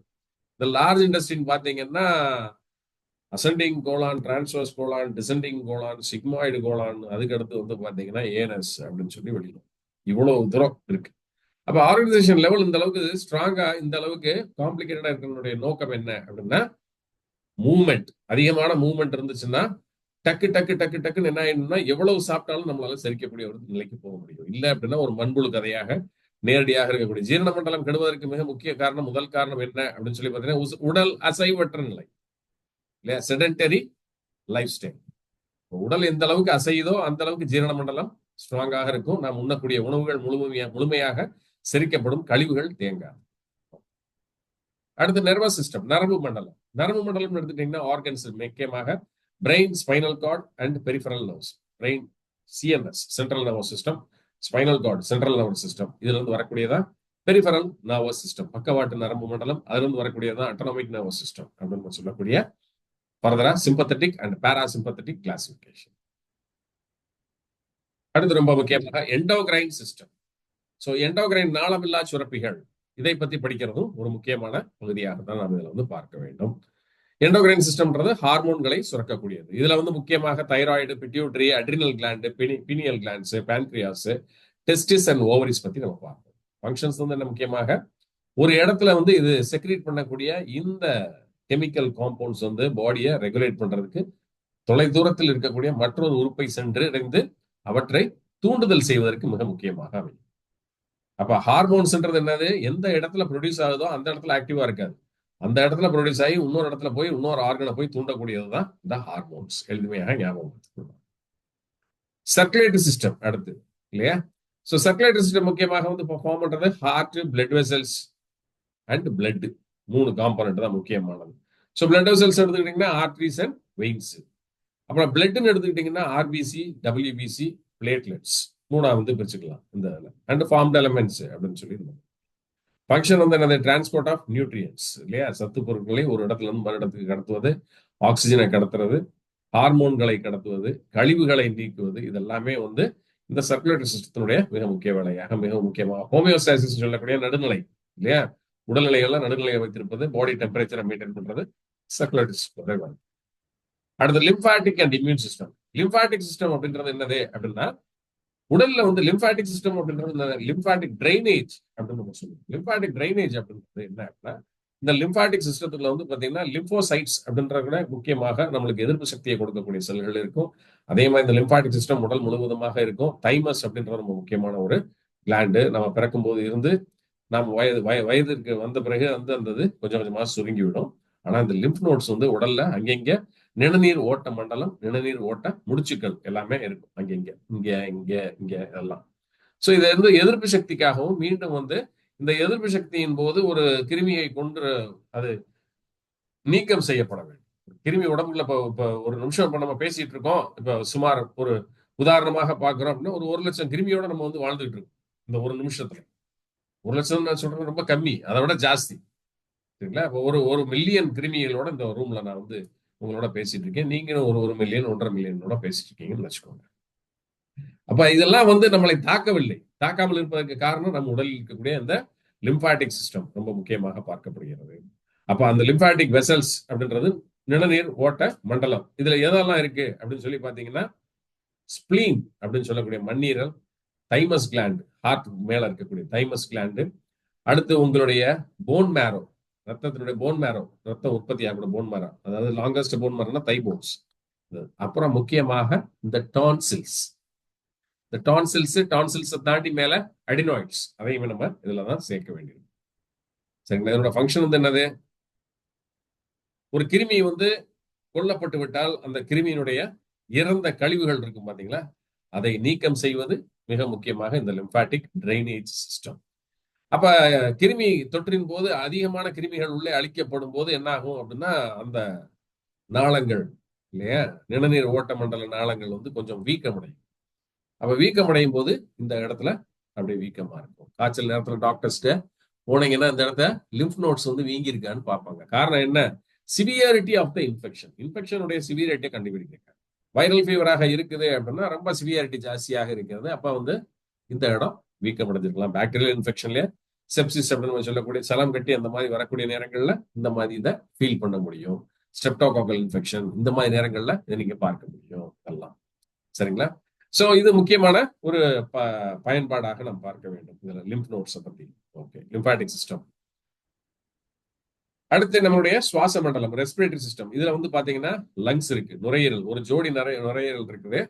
ட்ரெக்கியான்னு சொல்லக்கூடிய விண்டு பைப்பு, காற்றை சுமந்து செல்லக்கூடிய ஒரு பைப் இருக்குது.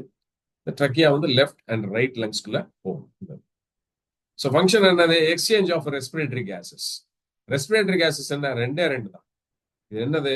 ஆக்சிஜன் உள்ள போகுது, ரத்தத்துல கலக்குது, ரத்தத்துல கலந்த ஆக்சிஜன் ஒவ்வொரு செல்களுக்குள்ளேயும் சென்று ஆக்சிஜனை உள்ளே வந்து விட்டுட்டு ஆக்சிடேஷன் உள்ள நடக்குது.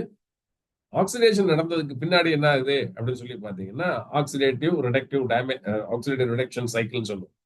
அடுத்து வந்து பாத்தீங்கன்னா ரிடாக்ஸ் பொட்டன்ஷியல் அப்படின்னு சொல்லுவாங்க. அதாவது ஆக்சிஜன் உள்ளே போய் எரித்து உணவை தேவையான அந்த மெட்டபாலிக் ஃபங்க்ஷனை செய்து விட்டால் கார்பன் டை ஆக்சைடு ஃபார்ம் ஆகும் கழிவாக. இப்ப CO2 வெளியில வரும் செல்லை விட்டு. இந்த வரக்கூடிய CO2வை ஹீமோகுளோபின் திருப்பி எடுத்துக்கிட்டு வீனஸ் சர்க்குலேஷன் அப்படின்னு நம்ம சொல்லக்கூடிய வெயின்ஸ் வழியாக திரும்ப ஹார்ட்டுக்கு வலதுபுற ஹார்ட்டுக்கு கொண்டு வந்து திரும்ப இங்க இருந்து எங்கே கொண்டு போகும்? லங்ஸுக்கு கொண்டு போய் அதை சுத்தப்படுத்தி திரும்ப மீண்டும் இடது பக்க ஹார்ட்டுக்குள்ள கொண்டு வந்து சர்க்குலேஷன் வழியாக உடல் முழுவதும் ஆர்டரிஸ் மூலியமாக சப்ளை பண்ணும். ஸோ இது வந்து respiratory system functions. Main function வந்து என்னது? மெயின்டெனன்ஸ் ஆஃப் ரெஸ்பிரேட்டரி கேசஸ், அதாவது inspiration and expiration. Okay, digestive system நம்மளுடைய உணவு ஜீரண மண்டலம் அப்படின்னு சொல்லக்கூடியது. Salivary glands, 3 pairs of salivary glands வந்து நம்மளுக்கு இருக்குது. பரோட்டிட், சப்லிங்குவல், சப்மாக்சில்லரி அப்படின்னு நம்ம சொல்லக்கூடிய வாய்கள் அமைந்திருக்கக்கூடிய இந்த உமிழ்நீரை சுரக்கக்கூடிய சுரப்பிகள் வந்து இருக்குது. மொத்தம் 3: சப்லிங்குவல், பரோட்டிட் அண்ட் சப்மாக்சில்லரி அப்படின்றது 3மே இருக்கு. அடுத்தது வந்து பாத்தீங்கன்னா ஈசோஃபாகஸ் அப்படின்னு சொல்லக்கூடிய உணவு குழாய் இருக்குது. இறப்பை ஸ்டொமக் இருக்குது. அதுக்கடுத்து ஸ்மால் இன்டெஸ்டின் சிறுகுடல், பெருகுடல் லார்ஜ் இன்டெஸ்டின், லிவர் இருக்குது. லிவர் ரைட் சைட்ல இருக்குது, லெஃப்ட் சைட்ல பான்கிரியாஸ் இருக்குது, கால் பிளாடர் இருக்குது லிவர்ல. அடுத்து வந்து பாத்தீங்கன்னா இதனுடைய ஃபங்க்ஷன்ஸ் என்ன? உணவு ஜீரணத்தை செம்மைப்படுத்துவது. ஃபங்க்ஷன்ஸ் வந்து என்னது? இன்டேக், அடுத்து பிரேக் டவுனு, அடுத்து அப்சார்ப்ஷன் உரியப்படுதல் இல்லையா, நியூட்ரியன்ஸ், அப்புறம் மினரல்ஸ், வாட்டர், விட்டமின்ஸ் எல்லாத்தையும் தேவையற்ற கழிவுகளை நீக்கம் செய்வது மலக்குடல் மூலியம். யூரினரி சிஸ்டம், சிறுநீர் மண்டலம். சிறுநீர் மண்டலம் தான் யூரினரி சிஸ்டம். இதுல வந்து என்னென்ன ஆர்கன்ஸ் இருக்கு? கிட்னிஸ், யூரிட்டர் அப்படின்னு சொல்லக்கூடிய டியூப். கிட்னி வந்து ஒரு ஜோடி கிட்னி இருக்கு, சரிங்களா? ரைட் அண்ட் லெஃப்ட் கிட்னிஸ் இருக்கும். இந்த ஒரு ஜோடி கிட்னிஸோட டியூப் வந்து வரும். இது வந்து என்ன சொல்லுவோம்? யூரிட்டர் அப்படின்னு சொல்லுவோம். இந்த யூரிட்டர் வந்து கடைசியாக ஓபன் ஆகுறது யுரேத்ரா அப்படின்னு சொல்லக்கூடிய அந்த ஓப்பனிங் வழியாக வெளியில வரும். அப்ப முக்கியமாக கிட்னிஸுடைய ஃபங்க்ஷன் என்னது அப்படின்னாலே ரொம்ப எளிதாக சொல்லி விடலாம். ஹோமியோஸ்டாசிஸ், பேலன்சிங், எலக்ட்ரோலைட் பேலன்ஸ் அப்படின்னு சொல்லுவோம். ரொம்ப முக்கியமாக எலக்ட்ரோலைட் பேலன்ஸ்னா என்னது? உடல்ல வந்து மினரல்ஸ், சால்ட், மினரல்ஸ் இது ரெண்டையும் மெயின்டைன் பண்றது. அப்ப சால்ட்னு வந்துருச்சுனாலே அதோட வாட்டர் வந்து சேர்ந்துரும். அப்ப எலக்ட்ரோலைசிஸ் அப்படின்னு சொல்றோம். எலக்ட்ரோலைட்டிக் பேலன்ஸை கொண்டு வர்றது இந்த கிட்னிஸ் தான்.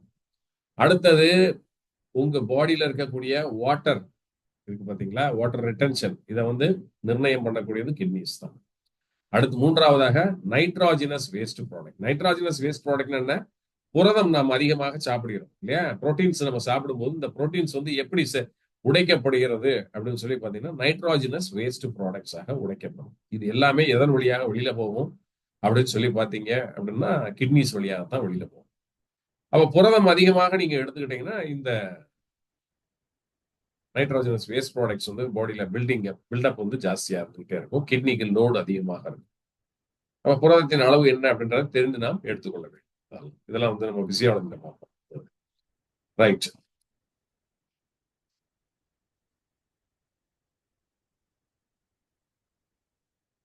அடுத்து ரீப்ரொடக்டிவ் சிஸ்டம். ரீப்ரொடக்டிவ் சிஸ்டம் அப்படின்றது இனப்பெருக்க மண்டலம். இது வந்து நான் ஏற்கனவே சொன்ன மாதிரி sexual dimorphism, male and female R different, separate. இப்ப இந்த இதுல பாத்துக்கிட்டீங்க அப்படின்னா மேல் அப்படின்னு எடுத்துக்கிட்டீங்க அப்படின்னா டெஸ்டிஸ் அப்படின்னு. சோ இந்த டெஸ்டிஸ் தான் மேல் sexual organ, reproductive organ. Chief மேல் செக்ஷுவல் ரீப்ரொடக்டிவ் ஆர்கன் எது அப்படின்னா டெஸ்டிஸ். இதுல நிறைய பேருக்கு ஸ்கூல் முடிச்சு வந்ததுக்கு பிறகும் இல்லையா ஆணினுடைய இனப்பெருக்க உறுப்பு எது அப்படின்னா அதை சொல்றதுக்கு தெரியாது. ஏன்னா கூச்சப்பட்டு படிக்காம விட்டுறது. டெஸ்டிஸ் அப்படின்றது என்ன? விதர்ப்பை. விதர்ப்பையத்தான் டெஸ்டிஸ் சொல்லுவோம். இதுல 2 விதர்ப்பை இருக்கு. இது பாடிக்கு வெளியில இருக்கும். இந்த 2 விதர்ப்பையை சுத்தி வந்து ஒரு பை போன்ற ஒரு லெதரி ஸ்கின் ஃபோல்டு வந்து கவர் பண்ணி இருக்கும். Membranous skin fold. இதைத்தான் வந்து நம்ம என்ன சொல்றோம்? ஸ்க்ரோட்டம்னு சொல்றோம். டெஸ்டிஸ் வந்து பையோட சேர்ந்து இருந்துச்சுன்னா இப்ப அதுக்கு பேரு ஸ்க்ரோட்டம், சரிங்களா? பீனிஸ் அப்படின்றது காப்புலேட்டரி ஆர்கன், இனப்பெருக்க உறுப்பு வந்து பீனிஸ். அதை போயிட்டு வந்து இனப்பெருக்க உறுப்புன்னா இனப்பெருக்கத்தின் போது உதவி செய்யக்கூடிய ஒரு உறுப்பாக காப்புலேட்டரி ஆர்கன்ஸ் அதை சொல்லுவாங்க இங்கிலீஷ்ல. அடுத்ததாக வந்து பாத்தீங்கன்னா ப்ராஸ்டேட் சுரப்பி அப்படின்ற ஒண்ணு கரெக்டா வந்து பாத்தீங்கன்னா அந்த பியூபிக் ஏரியால இருக்கும். இந்த ப்ராஸ்டேட் சுரப்பி வந்து இதனுடைய வேலை என்ன அப்படின்னு சொல்லி பாத்தீங்கன்னா யூரின் வரும்போது ஸ்பெர்ம் வராம தடுக்கும். ஸ்பெர்ம் வரும்போது யூரின் வராம தடுக்கிறது தான் இந்த ப்ராஸ்டேட்டினுடைய முக்கியமான வேலை. இந்த ப்ராஸ்டேட் வீக்கம் அப்படின்பாங்க, ப்ராஸ்டைட்டிஸ் இன்ஃப்ளமேஷன், சரிங்களா? அடுத்த பெனைன் ஹைப்பர்பிளாசிக் ப்ராஸ்டைட்டிஸ் அப்படின்னு. அப்ப என்னது ஹைப்பர்பிளேசியான்னா அது வீக்கம் அடைகிறது. இந்த வீக்கம் அடையும் போது நாங்கள் அடிக்கடி சிறுத்து யூரின் போறது, இல்ல யூரின்லயே வந்து பாத்தீங்க அப்படின்னா ஸ்பெர்ம் லீக் ஆகிறது. இது எல்லாமே வந்து ப்ராஸ்டேட் இருக்கக்கூடிய பிரச்சனையை காட்டக்கூடியது. ஸோ இது எல்லாமே வந்து நீங்க அனாட்டமில பார்ப்பீங்க இண்டிவிஜுவலா ஒவ்வொன்றையா. இதுல அந்த ஸ்க்ரோட்டம்னு நான் சொன்னேன் பாத்தீங்களா, பந்து மாதிரி இருக்கக்கூடியது டெஸ்டிஸ். இந்த டெஸ்டிஸ்க்கு மேல வந்து பாத்தீங்கன்னா ஒரு சின்னமா எபிடிடைமிஸ் இருக்கும். இந்த படத்துல எபிடிடைமிஸ் போட்டிருக்காங்க பாத்தீங்களா, இந்த இடத்துலதான் ஸ்பெர்ம் வந்து கெப்பாசிட்டேஷன் சொல்லுவாங்க. அதாவது முழுமையாக வீரியத்தை பெறுவது இந்த எபிடிடைமிஸ் அப்படின்ற ஒரு இடத்துல. சோ அநேக நேரங்கள்ல வந்து இது உடலுக்கு வெளியில வந்து இறைவன் படைப்புல ஏன் இருக்குது, பெண்களுக்கு மட்டும் எப்படி ஓவரி உள்ளுக்கு இருக்குது, ஆண்களுக்கு மட்டும் ஏன் ரீப்ரொடக்டிவ் ஆர்கன்ஸ்ல மிக முக்கியமாக இந்த டெஸ்டிஸ்ன்றது வெளியில இருக்குது அப்படின்னு சொல்லி பாத்தீங்கன்னா, இது வெளியில இருந்தா தான் பாடியில டெம்பரேச்சரை ரெகுலேட் பண்ண முடியும், ஸ்பெர்ம் செல்ஸை உயிரோட வைத்திருக்க முடியும். பாடி டெம்பரேச்சருக்குள்ள டைரக்டா இருந்துச்சு அப்படின்னா ஸ்பெர்ம் வந்து இறந்துரும். அதனால இறைவனோட படைப்புல இயற்கையாகவே ஸ்பெர்ம் செல்ஸை உயிரோட வைத்திருக்குவதற்காகவே வெளியில வந்து படைக்கப்பட்டதுதான் இந்த விஷயம், தெரிஞ்சுக்கோங்க. அடுத்து ஃபீமேல் ரீப்ரொடக்டிவ் சிஸ்டம் எடுத்துக்கிட்டீங்கன்னா பேர் ஆஃப் ஓவரிஸ், சரிங்களா? Pair of ovaries, uterus, vagina, mammary glands. இதெல்லாம் பத்தி படிக்க வேண்டியிருக்கும் நீங்க. ஃபீமேல் கேமேட்னா எக் இல்லையா, ஓவா அப்படின்னு சொல்லலாம். மேல் கேமேட்னா ஸ்பெர்ம். இதெல்லாம் நீங்க தெரிந்து வைத்திருக்க வேண்டும். ஸோ ஃபீமேல் ரீப்ரொடக்டிவ் சிஸ்டம் அப்படின்னு சொல்லி எடுத்துக்கிட்டீங்கன்னா முதல்ல ரெண்டா பிரிச்சுக்கலாம். External genitalia and internal genitalia. Genitals அப்படின்னு சொல்லக்கூடிய வெளியில இருக்கக்கூடிய இனப்பெருக்க உறுப்புகள் அப்படின்றதுல பாக்குறதுல வெஜைனால் ஆரம்பிக்கும் ஃபர்ஸ்ட். வெஜைனாக்கு அடுத்து வந்து பாத்தீங்கன்னா டைரக்டா உள்ள செர்விக்ஸ் அப்படின்னு சொல்லக்கூடிய கழுத்து பகுதி இருக்கும். வெஜைனா, செர்விக்ஸ், செர்விக்ஸ்க்கு அடுத்து வந்து பாத்தீங்கன்னா யூட்ரஸ். இந்த யூட்ரஸ்ன்றதா கர்ப்பப்பை இல்லையா. இந்த கர்ப்பப்பை வந்து இரண்டு பக்கமும் கைகள் மாதிரி விரிந்திருக்கும். இதை வந்து என்ன சொல்லுவோம், ஃபெலோப்பியன் டியூப் அப்படின்னு சொல்லி சொல்லுவோம். ஸோ இந்த ஃபெலோப்பியன் டியூப் வந்து பாத்தீங்கன்னா விரல் போன்ற ஸ்ட்ரக்சர்ல போய் முடியும். தட் இஸ் பிம்ப்ரியே அப்படின்னு சொல்லி சொல்லுவோம். இந்த மாதிரி சரிங்களா. இப்ப ரெண்டு பக்கம் யூட்ரஸ்ல இருந்து வரக்கூடியதுதான், ஒட்டி இருக்கக்கூடியதுதான் பாத்தீங்கன்னா லெஃப்ட் அண்ட் ரைட் ஓவரிஸ். சரிங்களா. சராசரியாக ஒரு ஆணுக்கு வந்து விந்தணுக்கள் எத்தனை இருக்கும் அப்படின்னு சொல்லி பாத்தீங்கன்னா கணக்கிடப்பட்டதுல 400 million, 400 million sperm cells 4 ml sperm எஜாக்குலேஷன்ல வரும். இதை நீங்க தெரிஞ்சிருக்கணும். ஏன்னா இதுல பிஎன்ஐ ஸ்டூடெண்ட்ஸ் இருக்கீங்க, முக்கியமாக மருத்துவ மாணவர்களுக்கு நிச்சயமாக இது தேவை அப்படின்றதுனால இந்த பதிவு நான் சொல்றேன். டிஎன்ஓஎஸ் தெரிஞ்சுக்கிறதுனால ஒன்றும் தவறு இல்லை. நாளைக்கு ஒரு குழந்தையின்மைக்காக ஒரு கப்பல்ஸ் உங்கள்கிட்ட வர்றாங்கன்னா நீங்க ஒரு ஸ்பெர்ம் அனாலிசிஸ் பண்றீங்க அப்படின்னா நீங்க பார்க்கும்போது என்னன்றதை தெரிஞ்சிடும். நீங்க ஸ்பெர்ம் அனாலிசிஸ் பண்ணியிருக்காங்கன்னா எத்தனை எம்எல் எஜாக்குலேஷன் ஆகுதுன்றதை நீங்க பார்க்க வேண்டும். நல்லா தெரிஞ்சுக்கோங்க. செமன் அப்படின்னா என்ன, செமினல் ஃப்ளூயிட் அப்படின்னா என்ன, ஸ்பெர்ம் அப்படின்னா என்ன, இது மூணையும் தெரிஞ்சாதான் நீங்க உள்ள போய் பார்க்கணும். அப்ப செமன் அப்படின்றது செமன் அனாலிசிஸ் அப்படின்னு லேப் ரிப்போர்ட் வரும். அப்ப எடுத்து பாக்குறீங்க, செமன் அனாலிசிஸ் கீழே வந்து ஸ்பெர்ம் கவுண்ட் அப்படின்னு சொல்லி கொடுத்திருப்பாங்க. இந்த ஸ்பெர்ம் கவுண்ட் வந்து மொத்த விந்தணுக்களுடைய எண்ணிக்கையை குறிப்பதாக இருக்கு. இப்ப உதாரணத்துக்கு 40 மில்லியன், 60 மில்லியன், 70 மில்லியன் அப்படின்னு சொல்லி போடுவோம். இது நார்மல்.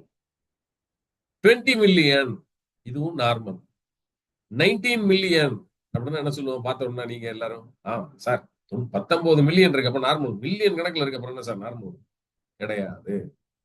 19க்கு வந்துருச்சு அப்படின்னாலே கொஞ்சம் கொஞ்சமாக அவர்களுடைய வீரியம் கம்மி ஆயிடுச்சு, குழந்தை பிறப்பதற்கான தன்மை கிடையாது. சரிங்களா. இது நிறைய நம்ம வந்து பார்ப்போம், பிசியாலஜில நம்ம பார்ப்போம் அது சம்பந்தமாக. சோ இப்படி குறைவதை நான் கணக்கில் எடுத்துக்கொண்டு பார்க்க வேண்டும்.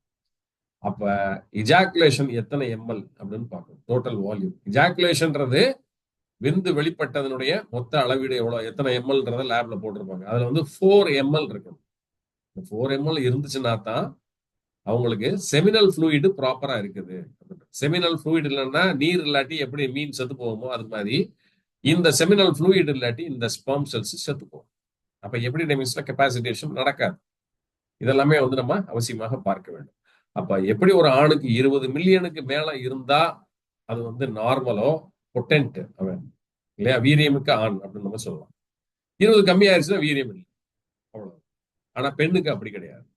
பெண்ணுக்கு வந்து பாத்தீங்கன்னா எத்தனை கரு முட்டை உருவாகும் அப்படின்னு பாத்தீங்கன்னா மாசத்துக்கு 1, ஒரே ஒரு கருமுட்டை தான். இந்த மாசம் ரைட் சைடு ரிலீஸ் பண்ணிருக்கு அப்படின்னா அடுத்த மாசம் லெப்ட் சைடு ரிலீஸ் பண்ணும், அதற்கு அடுத்த மாசம் திருப்பி ரைட்டு. இது மாறி மாறி நடக்கக்கூடிய ஒரு சுழற்சி. அடுத்து வந்து பாத்தீங்கன்னா ஃபைப்ராய்ட்ஸ், பாலிசிஸ்டிக் பிசிஓடி, பிசிஓஎஸ் அப்படின்னு சொல்றாங்க, பாலிசிஸ்டிக் ஓவாரியன் சிண்ட்ரோம். இதெல்லாம் வரும்போது என்ன ஆகும் அப்படின்னு சொல்லி பாத்தீங்கன்னா நிறைய சிஸ்டா அதுல வந்து ஃபார்ம் ஆனதுனால ரெண்டுமே வந்து பாத்தீங்கன்னா ரிலீஸ் பண்ணாது. இதான் வந்து நீங்க என்ன சொல்றீங்க, பாலிசிஸ்டிக் ஓவாரியன் சிண்ட்ரோம் அப்படின்னு சொல்றீங்க. ரெகுலராக வர்றதில்லை, பீரியட்ஸ் ரெகுலரா வர்றதில்லைன்னா என்ன, ரெகுலராக ஓவா அந்த இடத்துல ரிலீஸ் ஆகல, கருமுட்டை ரிலீஸ் ஆக மாட்டேங்குது. காரணம் கட்டிகள் நிறைய வந்துருச்சு. சரிங்களா. இது நம்ம சிகிச்சை முறைகள்ல, இயற்கை முறைகள்ல எப்படி சரி பண்ணணும் அப்படின்றதுக்கான வழிமுறைகள் நேரடி வகுப்புகள்ல நம்ம பல நேரங்கள்ல பேசியிருக்கிறோம். அதுக்கான புரோட்டோகாலும் தனியா இருக்குது. பிஎன்ஐ ஸ்டூடெண்ட்ஸ் அதை படிப்பீங்க நிச்சயமாக. ஓகே. சோ இதுல பாத்தீங்கன்னா ஃபங்க்ஷன்ஸ் வந்து என்ன, ப்ரொடக்ஷன் ஆஃப் எக் கேமெட்ஸ் இல்லையா, secretion of sex hormones. Sex hormones ஃபீமேல்ல இருக்கக்கூடிய செக்ஸ் ஹார்மோன்ஸ் வந்து என்ன அப்படின்றத பார்ப்போம். எஸ்ட்ரோஜன் இல்லையா, எஸ்ட்ரோஜன், அப்புறம் ப்ரோலாக்டின், இந்த மாதிரி நிறைய ஹார்மோன்ஸ் வந்து நம்ம அதில் பார்ப்போம். குழந்தை பேரின் போது என்ன மாதிரி இருக்க வேண்டும் அப்படின்றது. ஓகே. அடுத்து functions of human life. Functions of human life எடுத்துட்டீங்கன்னா வாழ்வை நாம் வாழ்வதற்கான அடிப்படை கட்டமைப்புகள், ஃபங்க்ஷன்ஸ். ஆர்கனைசேஷன். ஆர்கனைசேஷன்ன்றது எதனுடைய ஆர்கனைசேஷன் அப்படின்னு சொல்லி பாத்தீங்கன்னா நம்மளுடைய பாடி லெவல் ஆர்கனைசேஷன். ரெண்டாவது மெட்டபாலிசம். வளர்ச்சிதை மாற்றங்கள் முழுமையாக உடலில் அனைத்து பகுதிகளிலும் நடக்க வேண்டும். செல்லுன்றது உங்க வீட்டில் இருக்கக்கூடிய கேஸ் அடுப்புன்னு வச்சுக்கோங்க. இந்த கேஸ் அடுப்பு எரிஞ்சுக்கிட்டே இருக்கணும், எரியணும். எரிய வைக்கிறது தான் மெட்டபாலிசம். சரிங்களா? இது ரெண்டு நடந்துச்சுன்னா ரெஸ்பான்சிவ்னஸை கிரியேட் பண்ணலாம். ரெஸ்பான்சிவ்னஸ்ன்றது உட்கார்ந்து சாப்பிடுறது இல்லையா? அப்ப இந்த ரெஸ்பான்சிவ்னஸுக்கு அடுத்து வந்து மெஷர்மெண்ட் ஆக இப்படி மூவ்மெண்ட், இது மூணு சரியா நடந்துச்சுன்னா உங்களால நடக்க முடியும். சாப்பிட்டீங்கன்னா தான் எந்திரிச்சு வேலைக்கு போவீங்க. மூவ்மெண்ட் இருக்கும். இந்த மூவ்மெண்ட் இருந்துச்சுன்னா தான் உங்க லைஃப்ல டெவலப்மெண்ட் இருக்கும், growth இருக்கும், ரீப்ரொடக்ஷன் இருக்கும். நல்லா புரிஞ்சுக்கோங்க. Development, growth and reproduction. Balu சொல்லுங்க. டெவலப்மெண்ட், growth அண்ட் ரீப்ரொடக்ஷன் அப்படின்றது வந்து டெவலப்மெண்ட்ன்றது என்னது? உங்க பாடிலி டெவலப்மெண்ட். சரிங்களா? பிசிக்கல் பிசியோலாஜிக்கலி டெவலப்மெண்ட், அடுத்து growth, அடுத்து ரீப்ரொடக்ஷன். சரிங்களா? இதுல வைட்டல் லைஃப் ப்ராசஸஸ் அப்படின்னு இதை இன்னொரு வகையில நான் உங்களுக்கு புரியும்படியா நான் சொல்றேன். Organisation, metabolism, responsiveness, movement, development, growth and reproduction. இதுல வைட்டல் லைஃப் ப்ராசஸ்ன்னு சொல்லுவோம். எது வைட்டல் லைஃப் ப்ராசஸ் அப்படின்னா nutrition, digestion. Nutrition, digestion, respiration, circulation, excretion. சரிங்களா? இந்த அஞ்சும் வைட்டல் லைஃப் ப்ராசஸ். இப்ப நியூட்ரிஷன் அப்படின்றது உணவு. நியூட்ரிஷன் தான் எடுத்துக்கொள்ளக்கூடிய உணவுகள் எல்லாமே நியூட்ரிஷன் அப்படின்னு கிடையாது. நியூட்ரிஷன் என்ன? நியூட்ரியன்ஸ் எதுல இருக்குதோ அதுதான் நியூட்ரிஷன். அப்ப நியூட்ரியன்ஸ்னா என்ன? Micro nutrients, macro nutrients. Micro nutrients என்ன? குறைந்த அளவில் தேவை, ஆனால் அதுவும் எடுத்துக்கொள்ள வேண்டும் பெரிய பாதிப்பை கொடுக்கும். அப்ப மைக்ரோ நியூட்ரியன்ஸ் என்ன? Vitamins and minerals. Macronutrients என்ன? Carbohydrate, protein, fat. மூணு தான் இதுல. அப்ப இதை intake of nutrients is called as nutrition. சரிங்களா? இது ஆர்கனைசேஷன்ல நீங்க முக்கியமாக பார்க்க வேண்டும். ஆர்கனைஸ்டு பண்ணிக்கணும். நீங்க ஆர்கனைஸ் பண்ணிக்கணும். எவ்வளவு தேவை புரதங்கள், எவ்வளவு கொழுப்பு தேவை, எவ்வளவு கார்போஹைட்ரேட் தேவை, எவ்வளவு விட்டமின் தேவை, எவ்வளவு மினரல்ஸ் தேவை. அப்போ ஒரு சரிவிகித உணவாக நான் எப்படி என்னை ஒரு சரிவிகித உணவுக்குள் நான் எடுத்துக்கொள்ள முடியும் பழக்க வழக்கத்துக்குள். இது தெரிஞ்சாதாலும் நீங்க நேச்சுரோபதி தெராபிஸ்ட் இல்லாட்டி நேச்சுரோபதி டாக்டர்ஸ். அப்ப நீங்களே சாப்பிடாத போது நீங்க எப்படி உணவு பழக்கத்தை பிறருக்கு நீங்க சொல்ல முடியும்? Organisation is more important. அடுத்து மெட்டபாலிசம். நீங்க எடுத்துக்கொள்ளக்கூடிய உணவு எப்படி உள்ள மெட்டபாலைஸ் ஆகுது அப்படின்றத வளர்ச்சிதை மாற்றத்துக்கு எப்படி உட்படுத்தி உங்களுக்குள்ள என்ன மாற்றத்தை கொண்டு வருது, என்ன ரெஸ்பான்ஸை கொண்டு வருது அப்படின்றத பார்க்கணும். சரிங்களா? இப்ப டைஜஷன் முடியுது, டைஜஷன் மெட்டபாலிசம். டைஜஷன் முடிஞ்சு உள்ள பாத்தீங்கன்னா அப்சார்ப்ஷன் நடந்துருச்சு.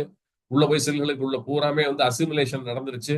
அசிமுலேஷன் நடந்ததுன்னு ஒரு ரெஸ்பான்ஸ் உங்களுக்கு கிடைக்குது இல்லையா? நல்ல கரியா சாப்பிட்டீங்கன்னா என்ன ஆகும்? தூக்கமா வந்துகிட்டே இருக்கும். உணவை நீங்க அதே சமயம் வந்து காய்கறிகளா சாப்பிட்டீங்கன்னா பிராணிக் ஃபுட்ஸ் அதிகமாக ஆற்றலை உங்களுக்கு கொடுத்து கொண்டே இருக்கக்கூடியதாக இருக்கும். இதுதான் ரெஸ்பான்ஸ் அப்படின்னு சொல்றோம். அலர்ட்னஸ், நர்வஸ் சிஸ்டத்தை நல்லா ஆக்டிவா வச்சிருக்கிறதுக்கு vegetarian food is always good. ஏன் அதுக்காக நான் ப்ரொமோட் பண்றேன்னு நினைக்காதீங்க. நானே நான் வெஜிடேரியன். சரிங்களா? அடுத்து மூவ்மெண்ட். நல்ல மூவ்மெண்ட் வந்து இருக்கும். இப்போ வைட்டல் லைஃப் ப்ராசஸ்ல பாத்தீங்கன்னா நியூட்ரிஷன், டைஜஷன். இந்த ரெண்டு நியூட்ரிஷனும் டைஜஷனும் ப்ராப்பரா இருந்துருச்சு அப்படின்னா ரெஸ்பிரேஷன் அவங்களுக்கு ப்ராப்பரா இருக்கும். மூச்சு வந்து சுவாசம் சீராக இருக்கும். சுவாசம் சீர்கெடுது அப்படின்னா நியூட்ரிஷன் சரி. ஆகாரம், விகாரம், ஔஷதம். அதுதான் நம்மளுடைய பிரின்சிபல்ஸ்.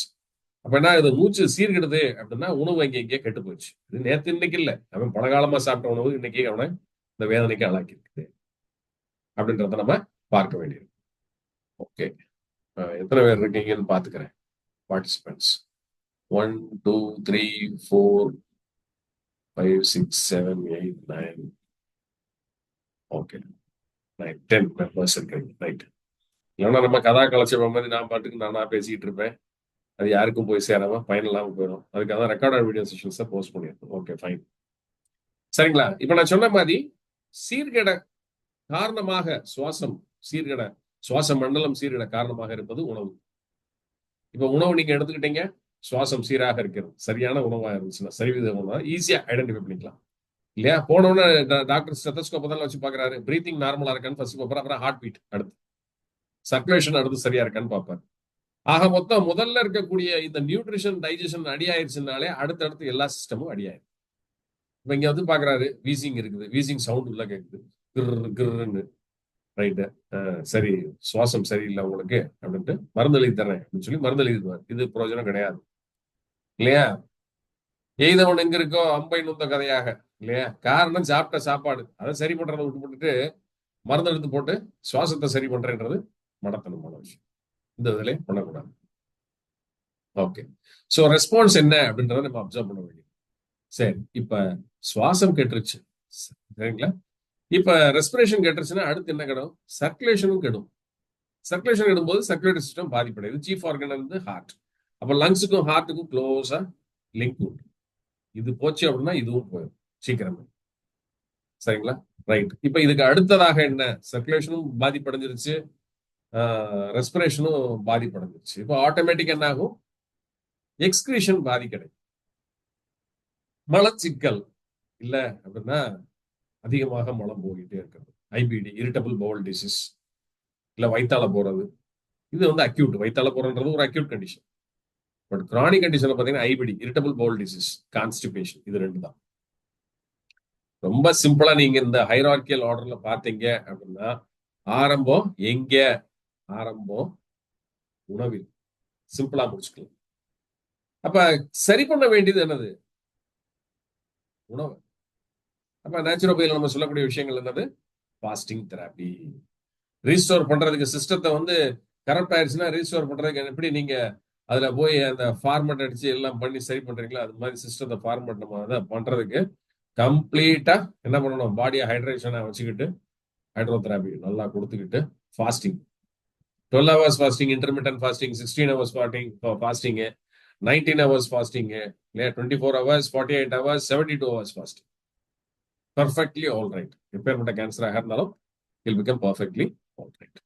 சரி, இப்ப இந்த சொன்னோம் பாத்தீங்களா? இதெல்லாமே vital life process. Nutrition and digestion, அடுத்து ரெஸ்பிரேஷன், அடுத்து சர்க்குலேஷன், அதுக்கு அடுத்து பாத்தீங்க அப்படின்னா எக்ஸ்கிரீஷன்.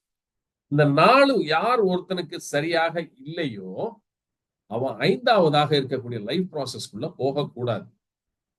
அந்த 5வதாக இருக்கக்கூடிய லைஃப் ப்ராசஸ் என்ன அப்படின்னா அதுதான் ரீப்ரொடக்டிவ் சிஸ்டம்.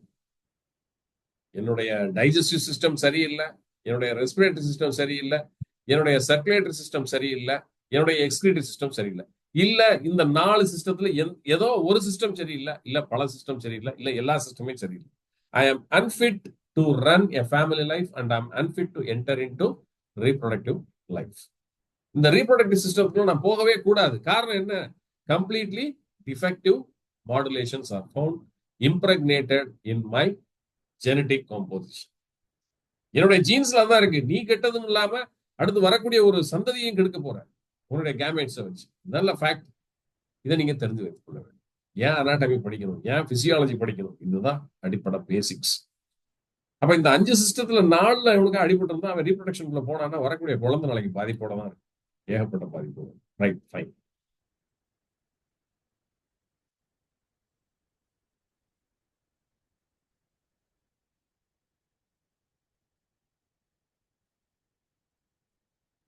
ஓகே, இப்ப மெட்டபாலிசம் பத்தி நான் ஏற்கனவே சொல்லியிருந்தேன். ஸோ மெட்டபாலிசம் வளர்ச்சிதை மாற்றம், அனபாலிசம், கெட்டபாலிசம்னு சொன்னேன். கெட்டபாலிசம்ன்றது உடைக்கிறது, அனபாலிசம்ன்றது உருவாக்குவது. இது ரெண்டுமே வந்து நம்ம உடல்ல நடந்து கொண்டே தான் இருக்கிறது. நான் ஏற்கனவே சொன்ன மாதிரி நீங்க சாப்பிடக்கூடிய கார்போஹைட்ரேட் வந்து குளுக்கோஸாக உடைக்கப்படுவது கேட்டபாலிசம். உடைக்கப்பட்ட குளுக்கோஸ் வந்து போதுமான அளவு எடுத்துக்கொண்ட பிறகு செல்களில் இருந்து நம்மளுடைய லிவரு, ஃபேட்டு, அதே மாதிரி பிற மசில்ஸ் இங்கெல்லாம் போய் கிளைகோஜனாக செய்வாங்க இல்லையா? இது வந்து அனபாலிசம், கன்ஸ்ட்ரக்ஷன் அண்ட் டெஸ்ட்ரக்ஷன். சரிங்களா?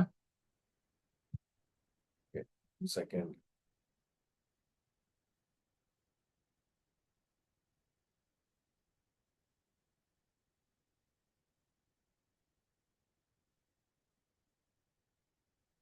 ஒன் செகண்ட் பண்றேன்.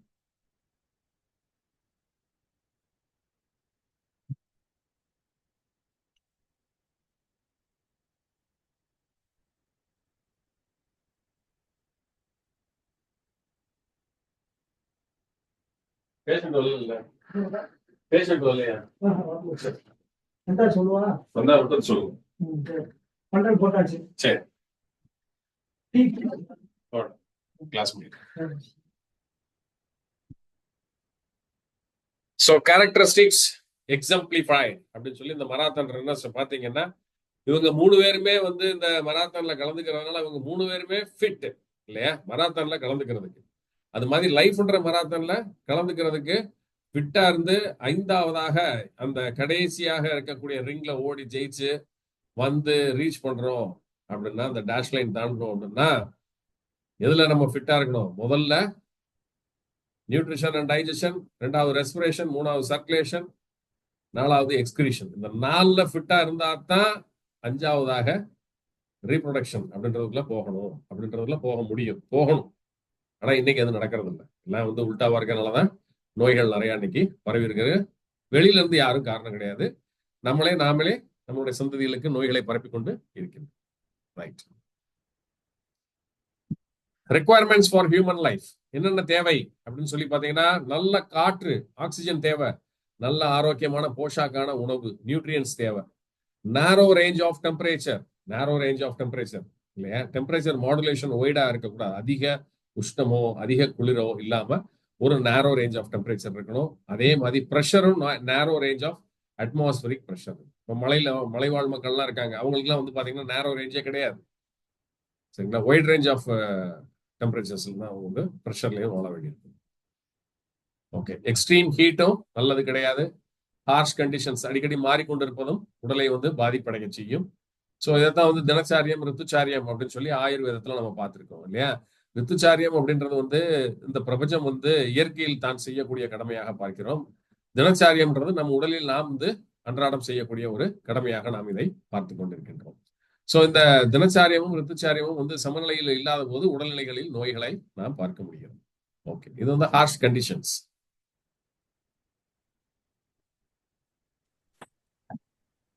ஹோமியோஸ்டாசிஸ் அப்படின்னா என்ன? ஹோமியோஸ்டாசிஸ் அப்படின்னா சமநிலைப்படுத்துதல் ஹோமியோஸ்டாசிஸ். இப்போ உதாரணத்துக்கு எடுத்துக்கிறீங்க, ஹோமியோஸ்டாசிஸ் அப்படின்னு சொல்லி பாத்தீங்கன்னா உங்க ரத்தத்தினுடைய பிஹெச் அப்படின்னு சொல்லி பாத்தீங்கன்னா பேலன்ஸ்ல 6.5, 6.7, 6.9 அப்படின்னா ஆல்கலினா இருக்குது அப்படின்றத okay fine, it is good அப்படின்றத நம்ம ஹோமியோஸ்டாசிஸ் அப்படின்னு சொல்லி சொல்றோம்.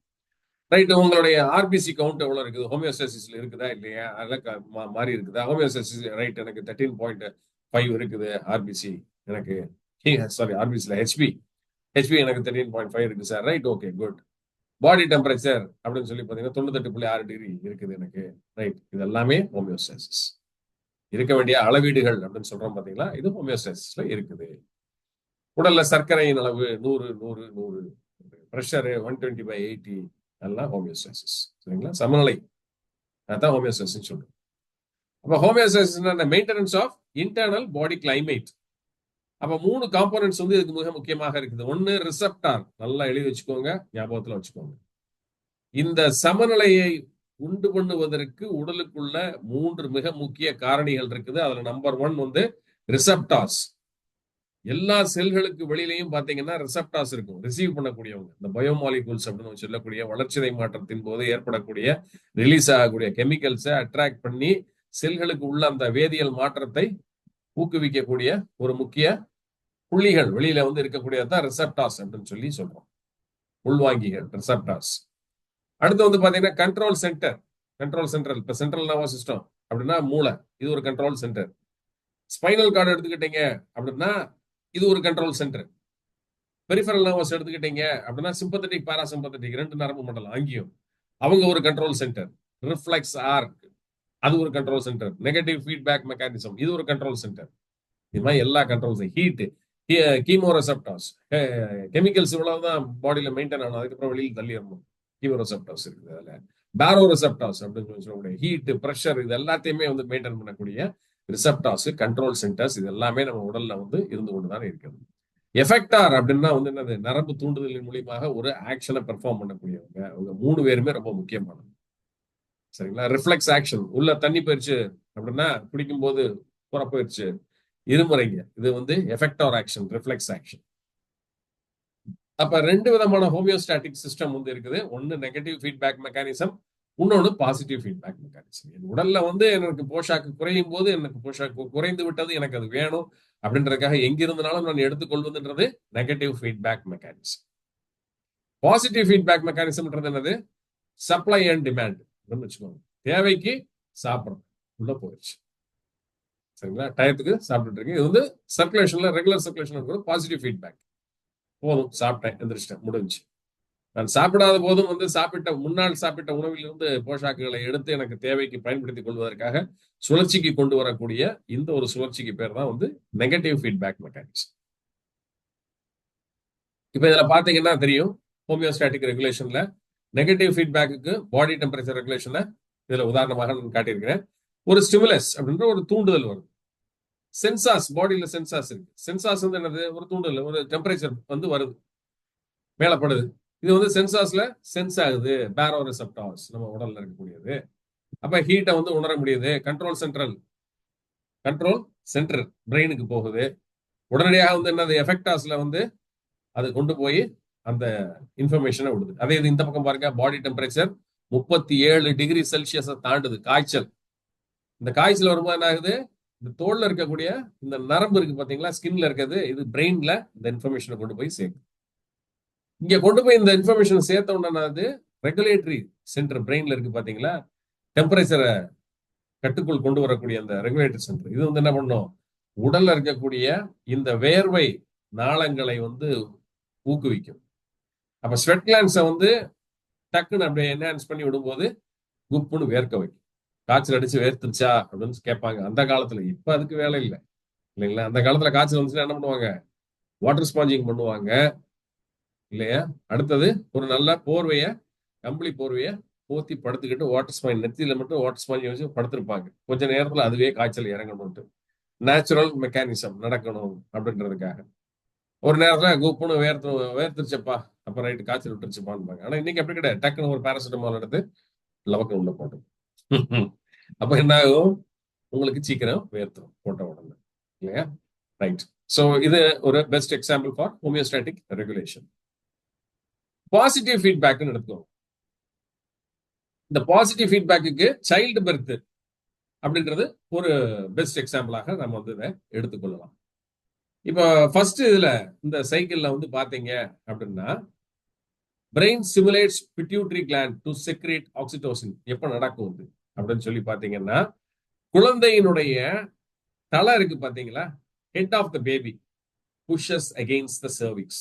தலை வந்து இப்படி இருக்கிறத அப்படியே டார்ஷன் சுத்தி, அந்த டெலிவரி டைம் வரும்போது என்ன ஆகும் அப்படின்னா, செர்விக்ஸ்னா கழுத்து பகுதி, யூட்ரஸினுடைய கீழ் பகுதி, வாய்ப்பகுதி கிட்ட அப்படியே ரொட்டேட் ஆகி வரும்போது என்ன ஆகும்?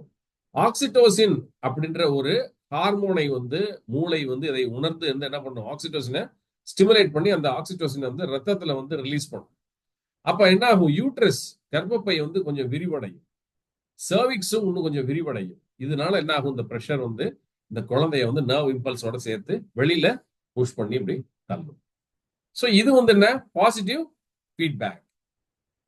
நெகட்டிவ் ஃபீட்பேக் அப்படின்றது வந்து நான் சொன்ன மாதிரி எப்பப்பெல்லாம் நடக்குதோ அது எல்லாமே திரும்ப திரும்ப இது கூடுச்சு அப்படின்னா குறைக்கிறதுக்காக பண்ணக்கூடியது. பட் பாசிட்டிவ் ஃபீட்பேக் அப்படி கிடையாது. ஒரு எஃபெக்டை உடனடியாக செய்து முடிப்பதற்கு நடைமுறையில வரக்கூடிய ஒரு direct straight unidirectional flow. So இது பாசிட்டிவ் ஃபீட்பேக். ஓகே, இப்ப அடுத்த அனாட்டமிக்கல் டெர்மினாலஜிஸ்க்கு வந்துருவோம். அனாட்டமிக்கல் பொசிஷன், இப்போ பாடி எடுத்துக்கிட்டீங்கன்னா ரைட்டு லெஃப்ட், சரிங்களா? அடுத்து ப்ராக்சிமல் அப்படின்னா மேல, டிஸ்டல் அப்படின்னா கீழே. ஞாபகம் வச்சுக்கோங்க, proximal and distal end, left right. அடுத்து வந்து கீழே எடுத்துக்கிட்டீங்க டெர்மினல் அப்படின்னா, ப்ராக்சிமல் அப்படின்னா காலினுடைய மேற்பகுதி, டிஸ்டல் பாதம், சரிங்களா? நிற்கும் போது. இப்ப அதே இது டைரக்ஷனல் டேர்ம்ல பார்ப்போம். இப்ப தலைவினுடைய பின்பகுதி இருக்கு பாத்தீங்களா, இங்க இருந்து எடுக்கிறீங்க அப்படின்னா கிரேனியல், பின்னாடி இருந்தா கிரேனியல். போஸ்டீரியர் ஆர் டார்சல், பின்பகுதி, முதுகை வந்து போஸ்டீரியர்னு சொல்லுவோம், பின்பகுதி இல்ல டார்சல் அப்படின்னு சொல்லுவோம். முன்பகுதி ஆன்டீரியர் ஆர் வென்ட்ரல் அப்படின்னு சொல்லுவோம். உங்களுடைய முதுகு தண்டுவடம் முடியக்கூடிய அந்த பகுதி இருக்கு பாத்தீங்களா, அத வந்து காடல் அப்படின்னு சொல்லுவோம். காடல் போன் இருக்கு பாத்தீங்களா, பட்டெக்ஸுக்கு மேல வந்து முடியக்கூடிய அந்த உட்பகுதி உள்ளுக்குள்ள இருக்கும், அது வந்து காடல் ஏரியா. சாக்கரத்துக்கு கீழே வால் போன்ற, அது வந்து காடல் ரீஜன். சரிங்களா? ஓகே. சோ இது டைரக்ஷனல் டேர்ம்ஸ். எந்த டைரக்ஷன்ல எப்படி நம்ம வந்து இதை பாக்குறது. சோ இது எதுக்கு பயன்படும்? உங்களுக்கு ஒரு எக்ஸ்ரே எழுதி கொடுக்குறீங்க, I mean only for BNOS doctors, not for DNOS students. BNS doctors ஒரு எக்ஸ்ரே கொடுக்குறீங்க அப்படின்னா cranial posterior anterior, posterior anterior caudal எந்த ரீஜன்ல நீங்க எழுதுறீங்கன்றது இந்த இதை வச்சுதான் டெர்மினாலஜிஸை நீங்க யூஸ் பண்ண right, left, medial, lateral, proximal அந்த மாதிரி டெர்மினாலஜிஸை நீங்க எழுதி கொடுத்தீங்கன்னா தான் தெரியும். கிரேனியல் அப்படின்னாலே பின்னாடி வந்து எடுக்க போறாங்க, கிரேனியல் பொசிஷன் இல்லையா. டார்சல் பொசிஷன், டார்சோ லம்பார் அப்படின்னா, டார்சோ லம்பார் அப்படின்னா என்ன, பின்பகுதியில லம்பார் ரீஜன் வச்சு எடுக்க போறாங்க அப்படின்றது. சரிங்களா? Okay. Regions of human body.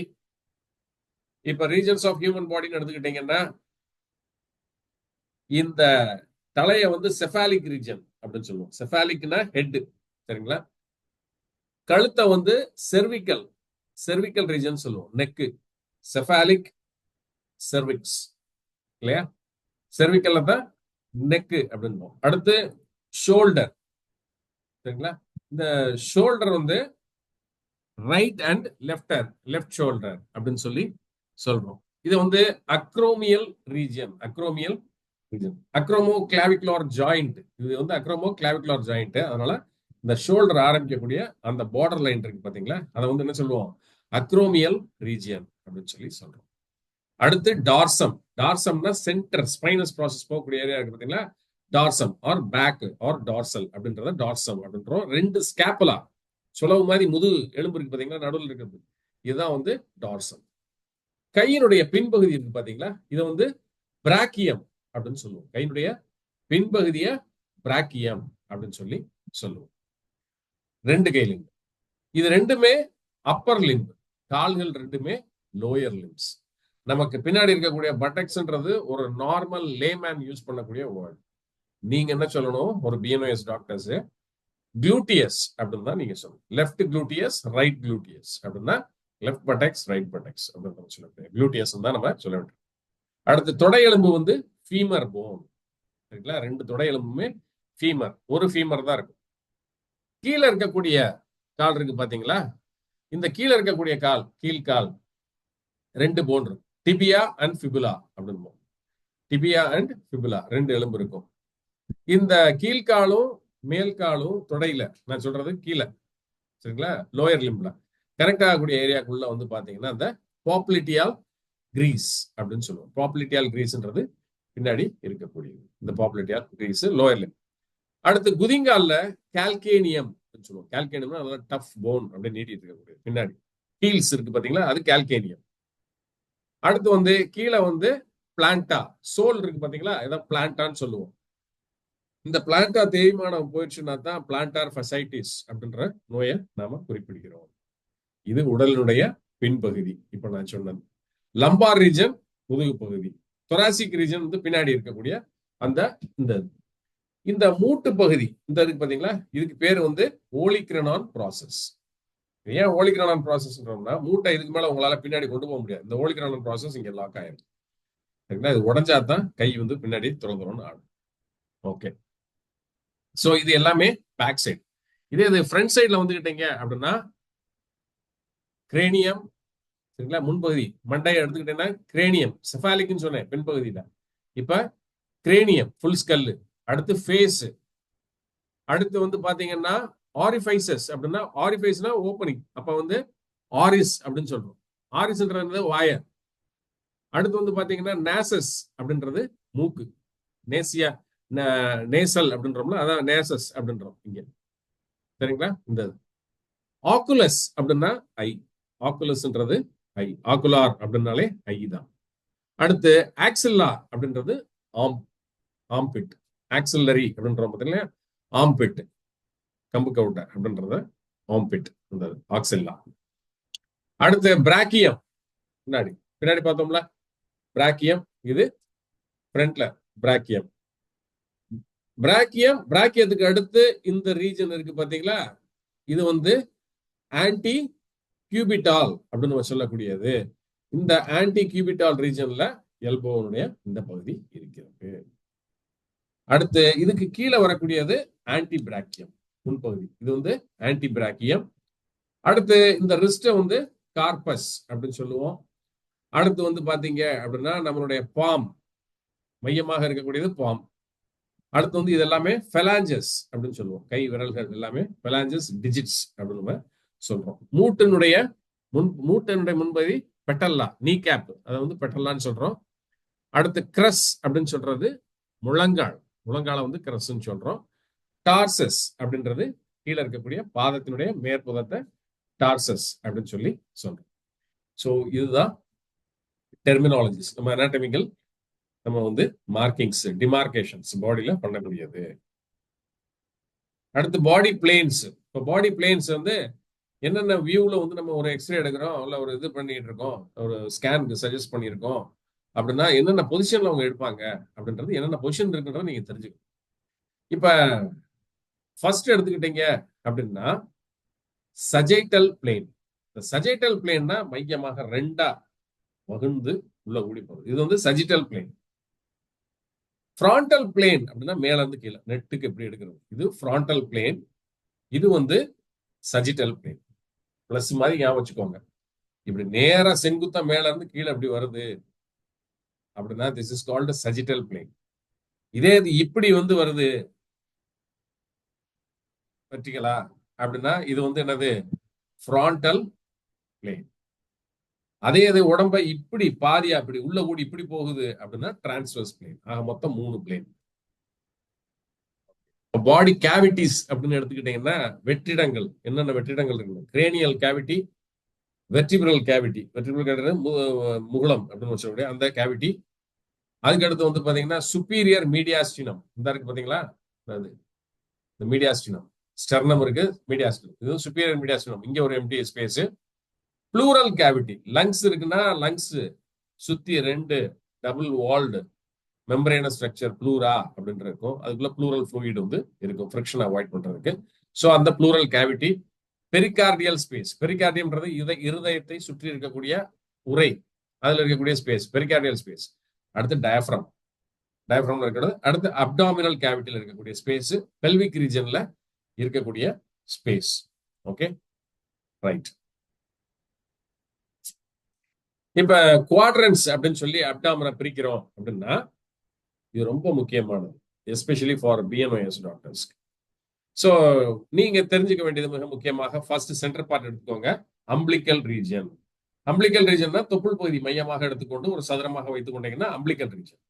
So இந்த அம்பிளிக்கல் ரீஜனுடைய லெஃப்ட் ரைட் சைடு பார்த்தீங்கன்னா left and right lumbar region அப்படின்னு சொல்றோம். இந்த அம்பிளிக்கல் ரீஜனுக்கு டைரக்ட் எபோவ் மேல எடுத்துக்கிட்டீங்கன்னா இந்த ஹைப்போஃபைசிஸ், நம்ம மேல இருக்கக்கூடிய இந்த ரீஜன்ல எபிகாஸ்ட்ரிக் ரீஜன், அம்பிளிக்கல் ரீஜனுக்கு மேல இருக்கக்கூடியது எபிகாஸ்ட்ரிக் ரீஜன். இப்ப இந்த எபிகாஸ்ட்ரிக் ரீஜனுடைய ரைட் லெஃப்ட் எப்படி சொல்லணும்னா left and right hypochondriac region, left hypochondriac region, right hypochondriac region அப்படின்னு சொல்லி சொல்லுவோம். இப்ப அம்பிளிக்கல் ரீஜனுக்கு கீழே இந்த பெல்விக் ரீஜனுக்கு வந்துடுறீங்க. இங்க வந்துட்டீங்கன்னா இத ஹைப்போகாஸ்ட்ரிக். மேல இருந்தா எபிகாஸ்ட்ரிக், கீழே இருந்தா ஹைப்போகாஸ்ட்ரிக், நடுவில் இருந்தா அம்பிளிக்கல் ரீஜன். அப்ப அந்த ஹைப்போகாஸ்ட்ரிக் ரீஜன்ல left and right iliac region அப்படின்றத சொல்லுவோம். என்னென்ன ரீஜன்றத நீங்க தெரிஞ்சு வச்சுக்கிறீங்க. Right iliac, left iliac region அப்படின்றத சொல்லுவோம். இது வந்து பால்பேஷன் பண்ணும்போது ரொம்ப முக்கியமாக நாம் தெரிந்து வைத்திருக்க வேண்டும். என்ன ஆர்கன், இப்போ அப்பெண்டிசைட்டிஸ் இருக்குது அப்படின்னா பெயின், ரேடியேட்டிங் ஸ்டாபிங் பெயின் வந்து இந்த ரைட் இலியாக் ரீஜன்ல இருக்கும் அப்படின்றத நம்ம உணர முடியும். அதே மாதிரி குவாட்ரன்ஸ்னா 4ஆக வகுந்துறது, 4ஆக பிரித்து விடலாம். Right upper quadrant, left upper quadrant, அதே மாதிரி right lower quadrant, left lower குவாட்ரண்ட்ஸ்.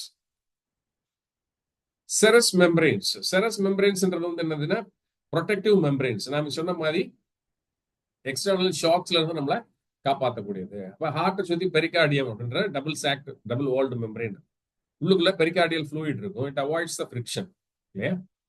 Pericardial அதே மாதிரி பரைட்டல் பெரிகார்டியம் ஏர் ஸ்பேஸ் இருக்கும், பலூன் மாதிரி இந்த எஃபெக்ட் அது கொடுத்துக்கிட்டே இருக்கும். Medical imaging, X-rays. என்னென்ன மெடிக்கல் இமேஜிங் நம்ம சஜஸ்ட் பண்ணலாம் நம்ம அப்படின்னு பிஎன்ஓஎஸ் டாக்டர்ஸ்? எக்ஸ்ரேஸ், சிடின்னு சொல்லக்கூடிய கம்ப்யூட்டர் டோமோகிராஃபி, அடுத்து எம்ஆர்ஐ அப்படின்னு சொல்லக்கூடிய magnetic resonance imaging, PET scan அப்படின்னு பெட் ஸ்கேன் அதிகமாக ஃபேமஸ்ல இருக்கக்கூடியது, பாசிட்ரான் எமிஷன் டோமோகிராஃபின்பாங்க. அடுத்து வந்து அல்ட்ராசோனோகிராஃபி, இது எக்ஸ்ரே இமேஜ் இந்த மாதிரி இருக்கக்கூடியது, கான்ட்ராஸ்டிங்கா தெரியக்கூடியது எக்ஸ்ரே இமேஜஸ். ஸோ அனாட்டமி தெரிஞ்சிருந்தா தான் அதுல அனாட்டமிக்கல் ஃபியூச்சர்ஸ்ல ஏதாவது டிஃபார்மேஷன் இருக்குதா அப்படின்றத, டீவியேஷன்ஸ் இருக்குதா அப்படின்றத நீங்க வந்து தெரிந்து கொள்ள முடியும். ஓகே, இது மெடிக்கல் இமேஜஸ். இது நீங்க பண்ணக்கூடியது medical imaging technology. I mean scan இல்லையா, பெட் ஸ்கேன், சிடி ஸ்கேன், இதெல்லாம் பார்க்கலாம். Okay, with that we have completed. Share பண்றத முடிச்சிடுறேன். Anatomy class is over. Very happy. நிறைய பேர் கடைசி வரைக்கும் முழுமையா இருந்திருக்கீங்க. ரைட், ரொம்ப சந்தோஷம். தடங்களுக்கு பிறகு வெற்றிகரமா நல்லபடியா முடிச்சிட்டோம். ரைட், டவுட்ஸ் இருந்தா கிளாரிஃபை பண்ணி மைக் அன்மியூட் பண்ணிக்கோங்க. அன்மியூட் பண்ணிட்டு பேசலாம்.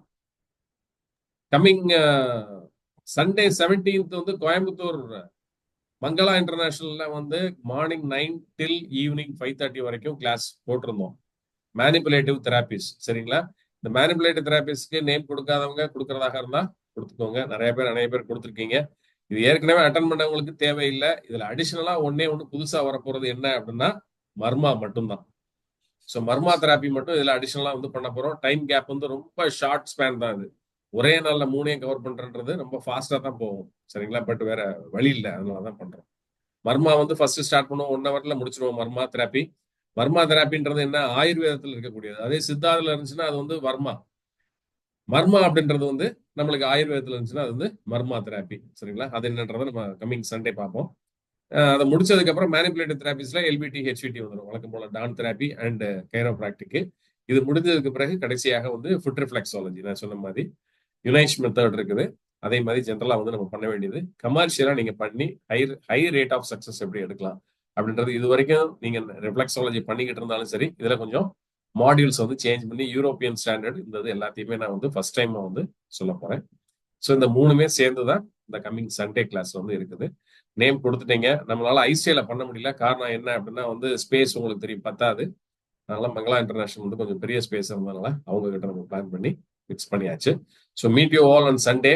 இப்போ டவுட்ஸ் இருந்தா கேட்டுக்கோங்க. ரெக்கார்டட் செஷன்ஸ் வந்து ஷேர் பண்றேன், பார்த்துக்கோங்க.